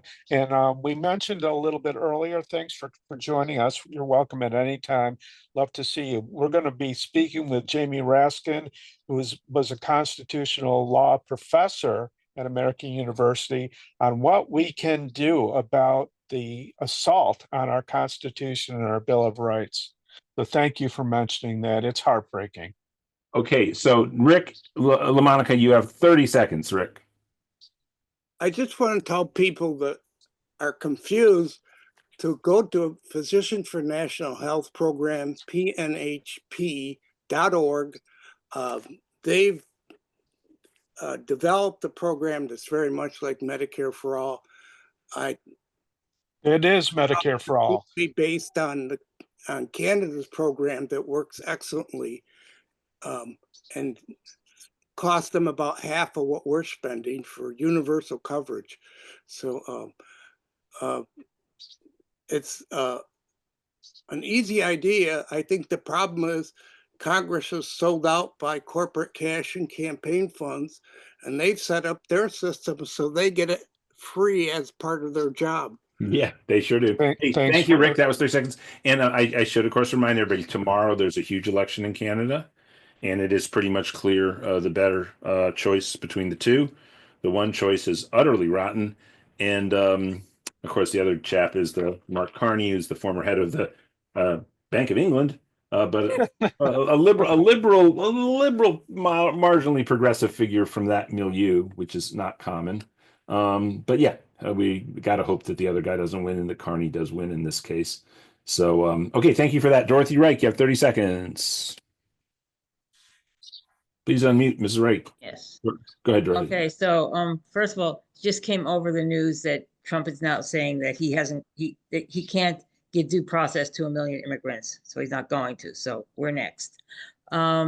Interesting fact is that when we had the Marshall Plan, the reason all of Europe has single-payer health care is because we would not give any money to rebuild their countries unless they agreed to have single-payer health care, Medicare for all, whatever you want to call it. That's because the Roosevelt and Truman administration wrote those things, right? That's correct. I think that it's really important that we put in all of our promotion that we're losing jobs here in America because we do not have government health care. That's why all the jobs on the automotive industry are going to Canada and going to Mexico. And I Amen. think that we need to let Republican congressmen and senators know that they're costing jobs for American citizens, as well as let our Democratic representatives know. But I think that if we could get the owners of these car companies and stuff to push for not having to pay this medical insurance and keeping the jobs here, a lot of our supply chain problems would go away because we would have the jobs here, things would be manufactured here. So it's a whole just messed up our whole economy, this healthcare fiasco that we're involved in. And Dorothy's right. We knew better. That was the people who wrote those Western European constitutions, with the exception of the French, but the French already got that part right anyway, was the Truman and Roosevelt administration graduates or members. Yeah.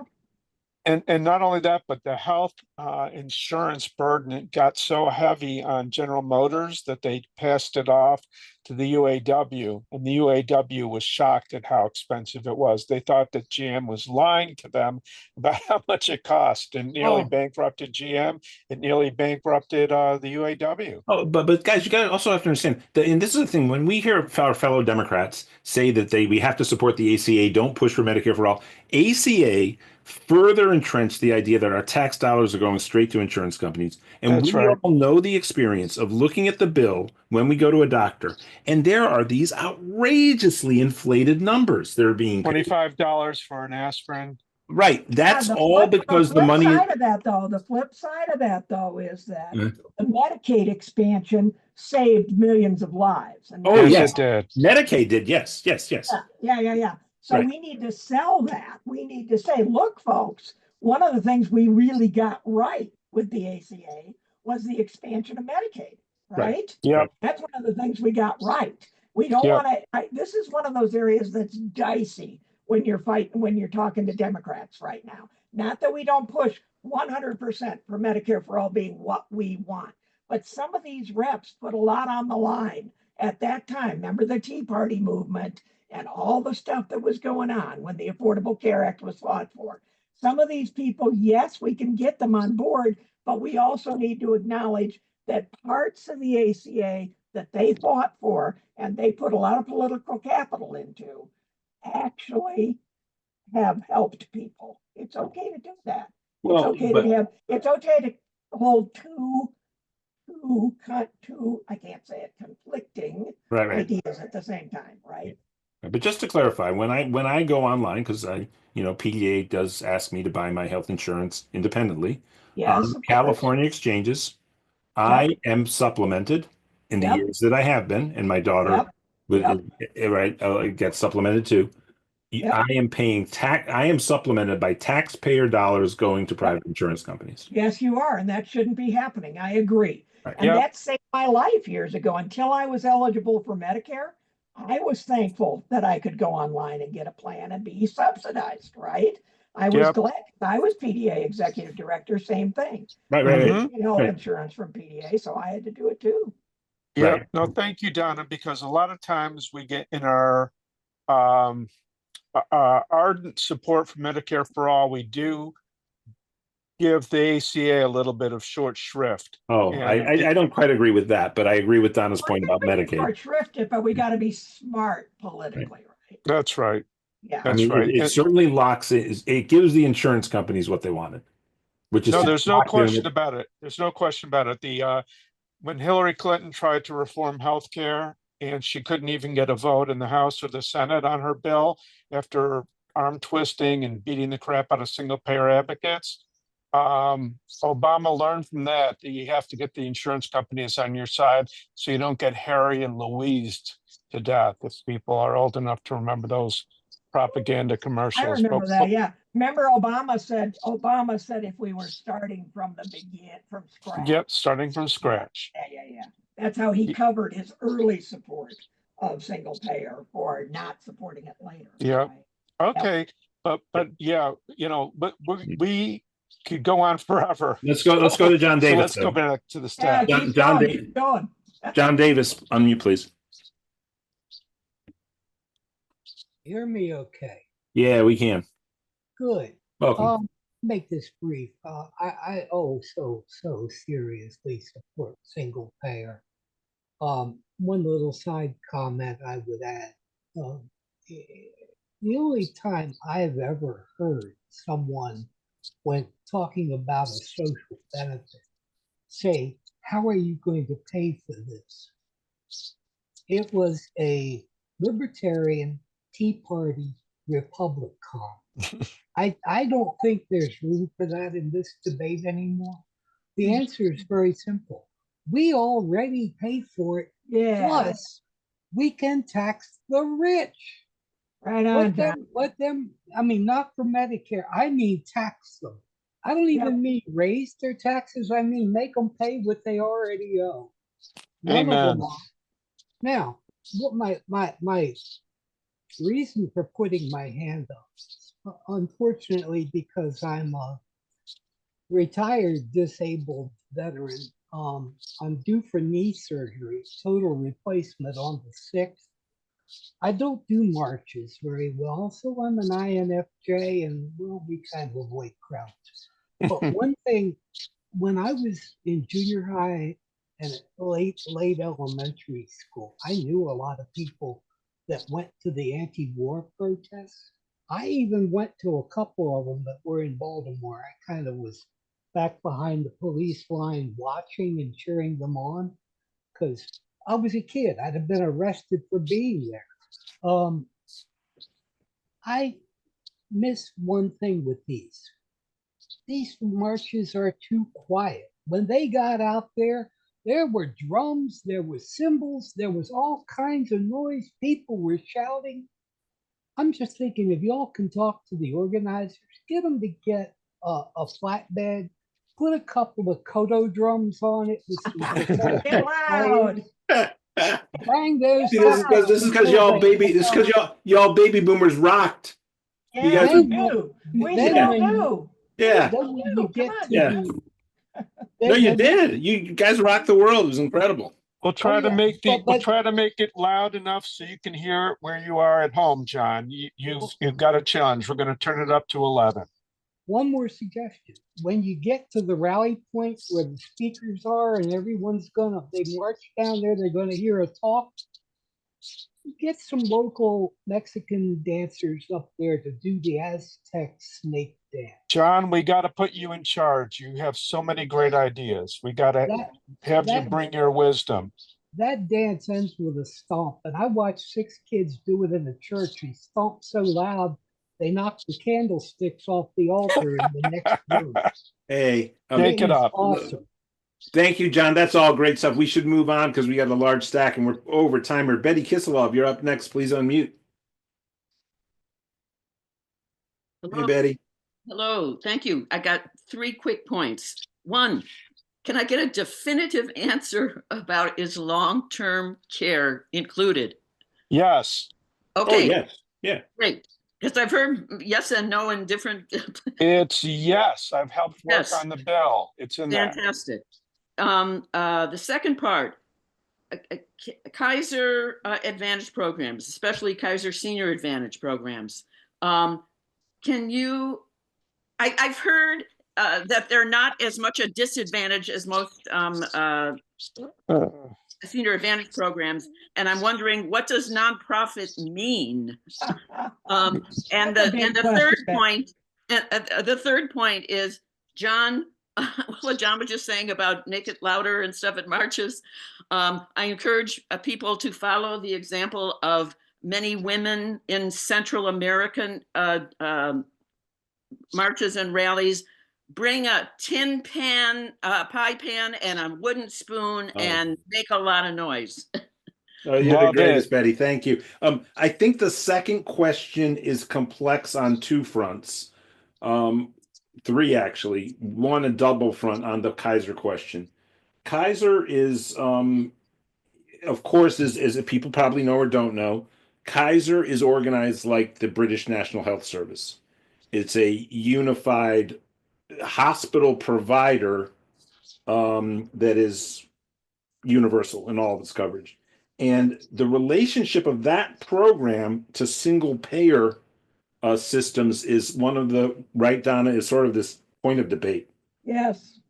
Right. So that's a little complicated right That there. comes from Nixon and Kaiser, right? That's right. Nixon was great friends with Kaiser. And Right. yes, but Betty, I'd be very careful about, if you want to talk to me specifically about Kaiser, I'd be happy to. But the issue about a nonprofit and profit status really drives me insane because Right. Yep. University of Colorado is technically a nonprofit. Oh my Mhm. God. Yeah, right, exactly. Well, they're also the Harvard's a blueprint. nonprofit. It's the richest institute. As right now, we're rooting for it, but I think it might be the richest institution in American society, right? And there are these Blue Cross Blue Shield plans where they give their executives hundreds of thousands of dollars a year. They accumulate huge war chests that are there as a contingency fund that they withhold from providing care. Kaiser, Mike, I'm going to interrupt you because Kaiser is a little different in Yeah, that Kaiser is. the delivery plan is that Yes. everything is essentially connected. But one thing that happened here in Denver that I was very proud of is my doctor at Kaiser told me that over 100 doctors in Kaiser, Colorado, signed a letter saying that Kaiser will not discontinue any trans care, any trans medical care, or any other care for LGBTQ plus individuals who are part of the Kaiser plan. I was proud of them. It was at the time Yes. when Denver Health was yeah. backing out and the University of Colorado was backing out. So And for me, Donna, I have a question for you. I actually am on Kaiser through Expanded Medicaid here in Maryland. Yep. And I think that Kaiser is lining itself up to be a beneficiary if we do go to a single payer system, because I it's think they've very always been simple. that. Yeah, and the Kaiser Family Foundation will publish a lot of articles favorable to Medicare for all. So I Yep. think that it's kind of I think they're hoping for Kaiser for all. But we'll Yeah. have Oh, to yeah, see no, how it that's goes. what some people think. Yeah, I agree. For their nonprofit status. We might ask the nurses at National Nurses Union. Well, people should know there's a lot. You hear a lot of criticisms of the National Health Service. When you of England, that's a one-stop shopping for all your health care, and it's socialized totally in England from the Clement Attlee administration after World War II. And the health outcomes and the cost to the English, even though the Tories are always saying it's broke, it's actually down around the 7% of GDP range, so lower than Germany, that's up around 10, and is always first, second, or third in the world with health outcomes. Yeah. I mean, it's just so clear. And, I imagine if we looked at the 21st century economic bill of rights, Alan, Right. you would see that you and, Harvey K and the other people who worked on it have built into that the dynamic that will offset whatever happens with a Medicare for All program, right? Right, sure. Right, yeah, absolutely. Yeah. Yep. Yeah, people in the chat are mentioning that the Tories defunded the National Health Service, and it's still outperforming what we've got here. Oh, yeah. Okay, next up is Neil Penn. Please unmute, Neil.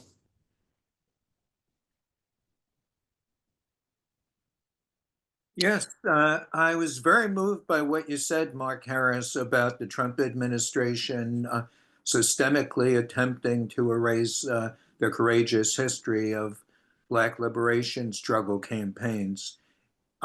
Nothing comes to mind immediately of how to counter that, although it's incredibly important. What we can do right here and right now is, with May Day coming up, if folks go to YouTube Music and Google "We Are the Many," there's a 5-minute video that basically, from the time of the Gilded Age, moving forward in time, the courageous struggle of unions to fight this illegitimate power. It's very uplifting and very inspiring. Thanks, Neil. Thank you, Neil. Neil, where do I find that again? I'm sorry, I want to watch it as a YouTube, you said? Yep. Okay. Yeah, he said YouTube. Okay, we're going to go to Michael Neal, who only gets 30 seconds because he spoke already. So, Michael, you get 30 seconds.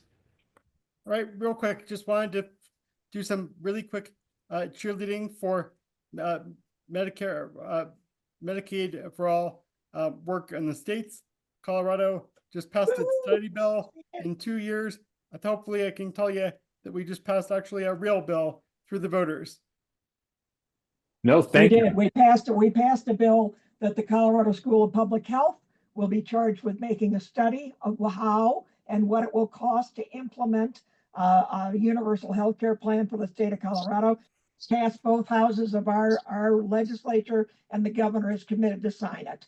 And so we're very happy about that. However, we need to raise the money for the study. Don't you love that? There's not a fiscal notice assigned to it. So we have to go out and raise the money to pay the School of Public Health to make the study.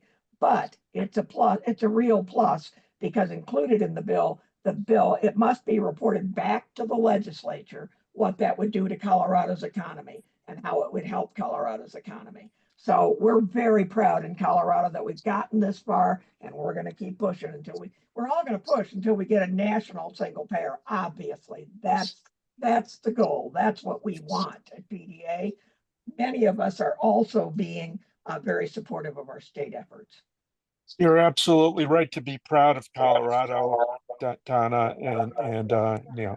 Well, again, actually overseeing this great, incredible national project along with all of you, Mike and Don, I have to say, again, these mountain West states which have moved to the left, like Arizona, Colorado, like Arizona, is doing the great work of skipping over the moderate Democratic phase and really putting forward some great progressive things. Jennifer Gunn, you're up next. Jennifer. Yes, well, ironically, while we're talking, one of Trump's helicopters went over the house on his way to his New Jersey golf course. So that's one way we could cut government spending and stop that. But what I wanted to just ask is, I just saw while we were talking a new poll that showed people are still trusting Trump, even though his numbers are down, over Democrats. And maybe it's just me, but am I missing Yes. Democrats communicating? Because it seems like traditional Democrats are not communicating on all the types of media. All we're seeing is Trump. Yeah, that's why we started PDA, Jennifer. Thank you so much for that. Well, hold on. Let me just say too, Mike, that I opened up. You might not have been here for the beginning of the show, but I opened up somewhat on this subject, and I'm doing a lot of interviews and media around the crisis of the Democratic Party, and meeting with people behind the scenes, and hopefully on other media platforms too. And it's a paradox. Bernie and AOC are more popular than ever, and the general Democratic Party is less popular than it's ever been in our adulthood, my adulthood, or ever, I think, since they've been taking polls. And that's the inability of the mainstream Democrats. So really, the two caucuses, Schumer and Jeffries' inability to use the caucuses to create a strong fight. So there's incredible dismay with the moderate Democrats, the centrist Democrats, at the very time the progressives are more popular than they've been since 2016, 2020 maybe. And but yes, the party is defined by its centrist arm, and that's what I think you're seeing in those polls. Nobody's thinking that Bernie Sanders is in charge of the Democratic Party. They probably wish Bernie Sanders was in charge of the Democratic Party, but that's not polls reflecting PDA and Bernie's wings. I think but it is hard for us to influence the centrist Democrats. You still have people. Carville one day says one thing, the other day says another thing. But one of the things he says on one of those days is that we should just all shut up and let the Republicans bury themselves and we'll win the midterms. It's terrible, terrible politics, especially when we're in crisis. And he's taking money from Palantir, which is accusing people of color of committing crimes in the future. Which is co-owned, not managed by, but I think primarily owned by Peter Thiel. Yes. Yes, he's a like follow the money. So let's do final thoughts from Donna and Mike after Chuck and John. And John, you only get 30 seconds. So Chuck, you got a minute. John, you have 30 seconds, and then we're going to close with Donna and Mike. Okay. Am I on? Yes. Yes. My thing is, I fear the consolidation of medical services more than even the insurance.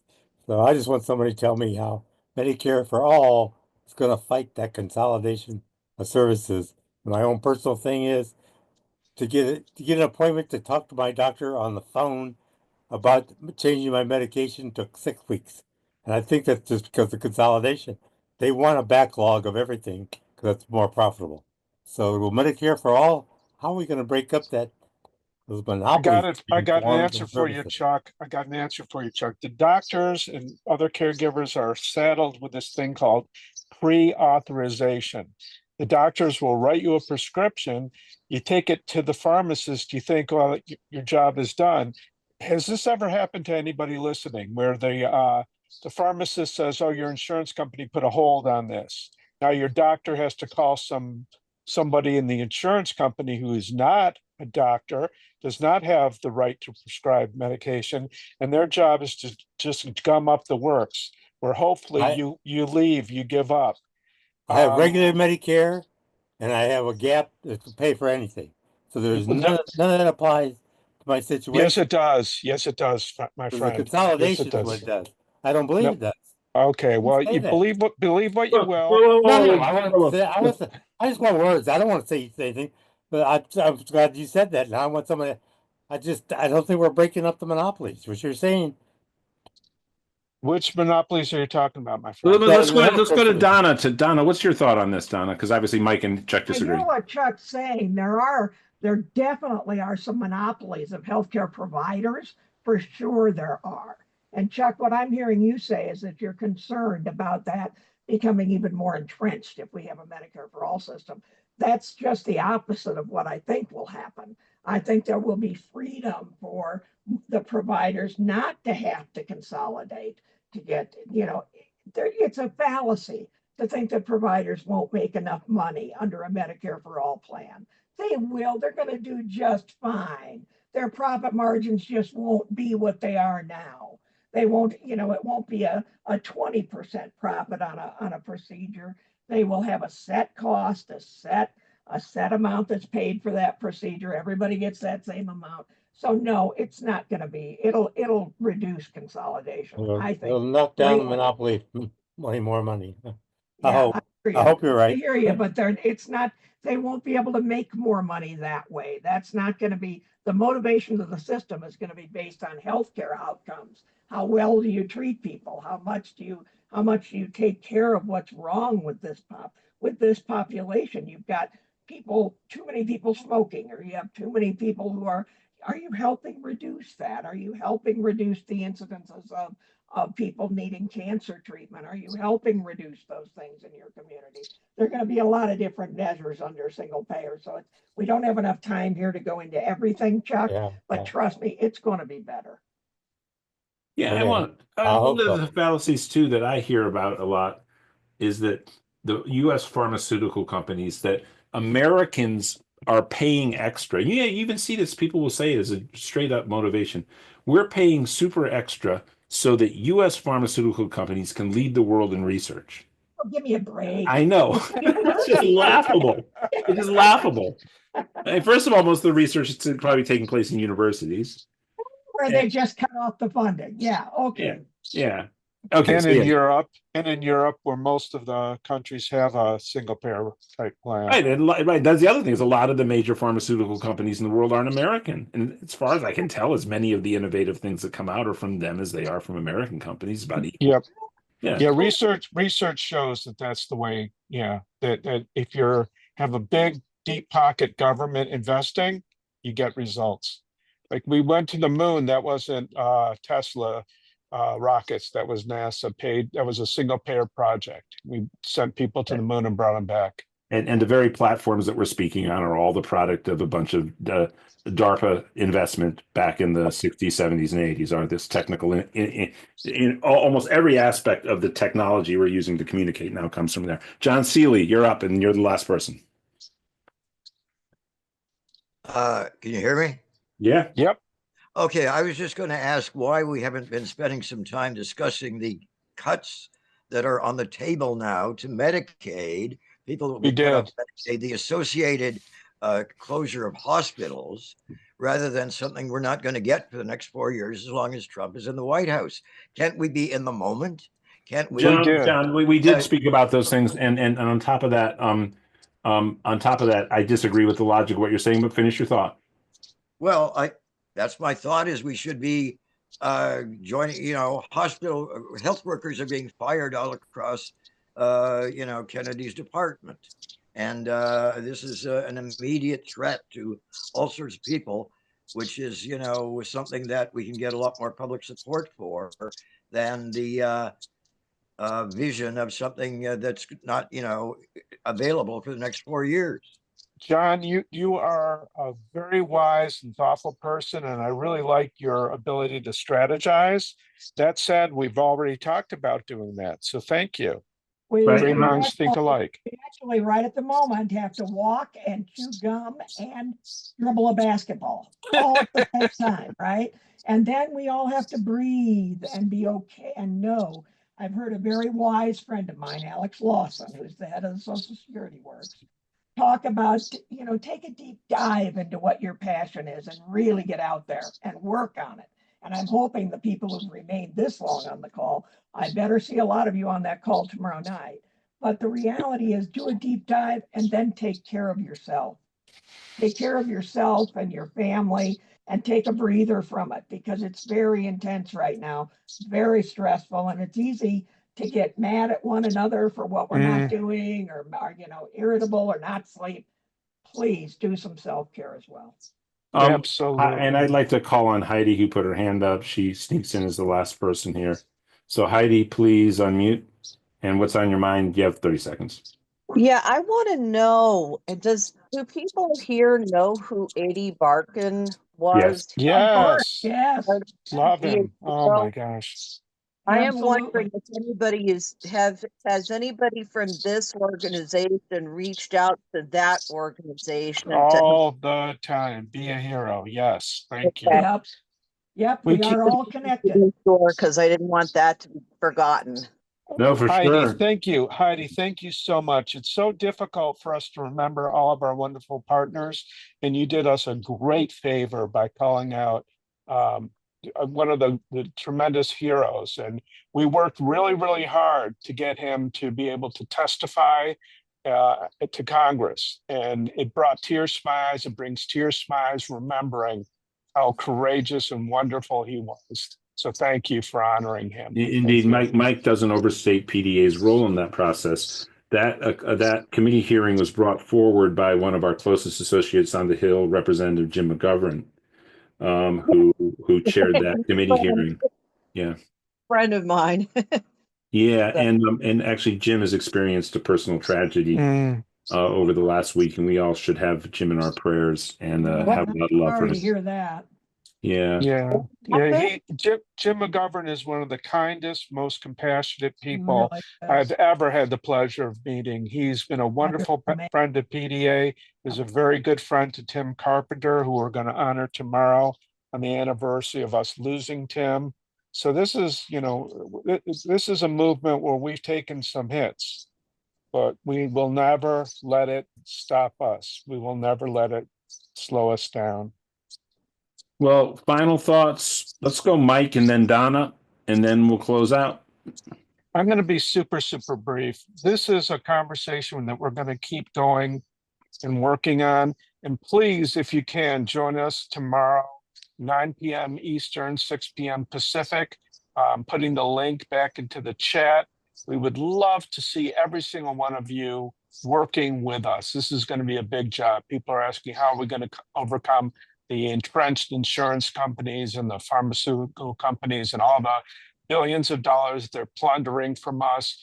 We are going to have to be very strong, very smart, very well organized. And like Donna Smith, my dear friend, absolutely tireless and courageous. So Donna, please take it away. Thanks, Mike. I don't know how tireless I am lately. You can feel like you're alone until you get on these calls. And I know that we spent a lot of time on the call today, but Medicare for All is something that lifts everybody and touches everybody in this country and equally, and really lives up to what our country is supposed to be all about. PDA has been on board from the beginning, and we need you on board with us, helping us.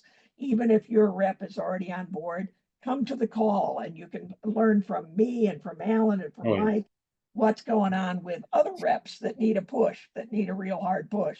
We want to really really bring this home. So thanks. Yeah, and for sure, Donna, you know what? Even if your rep's on board, your senator probably isn't. That's right. So we're happy to say in California, both our senators are on, and Massachusetts that's a good gets thing. to.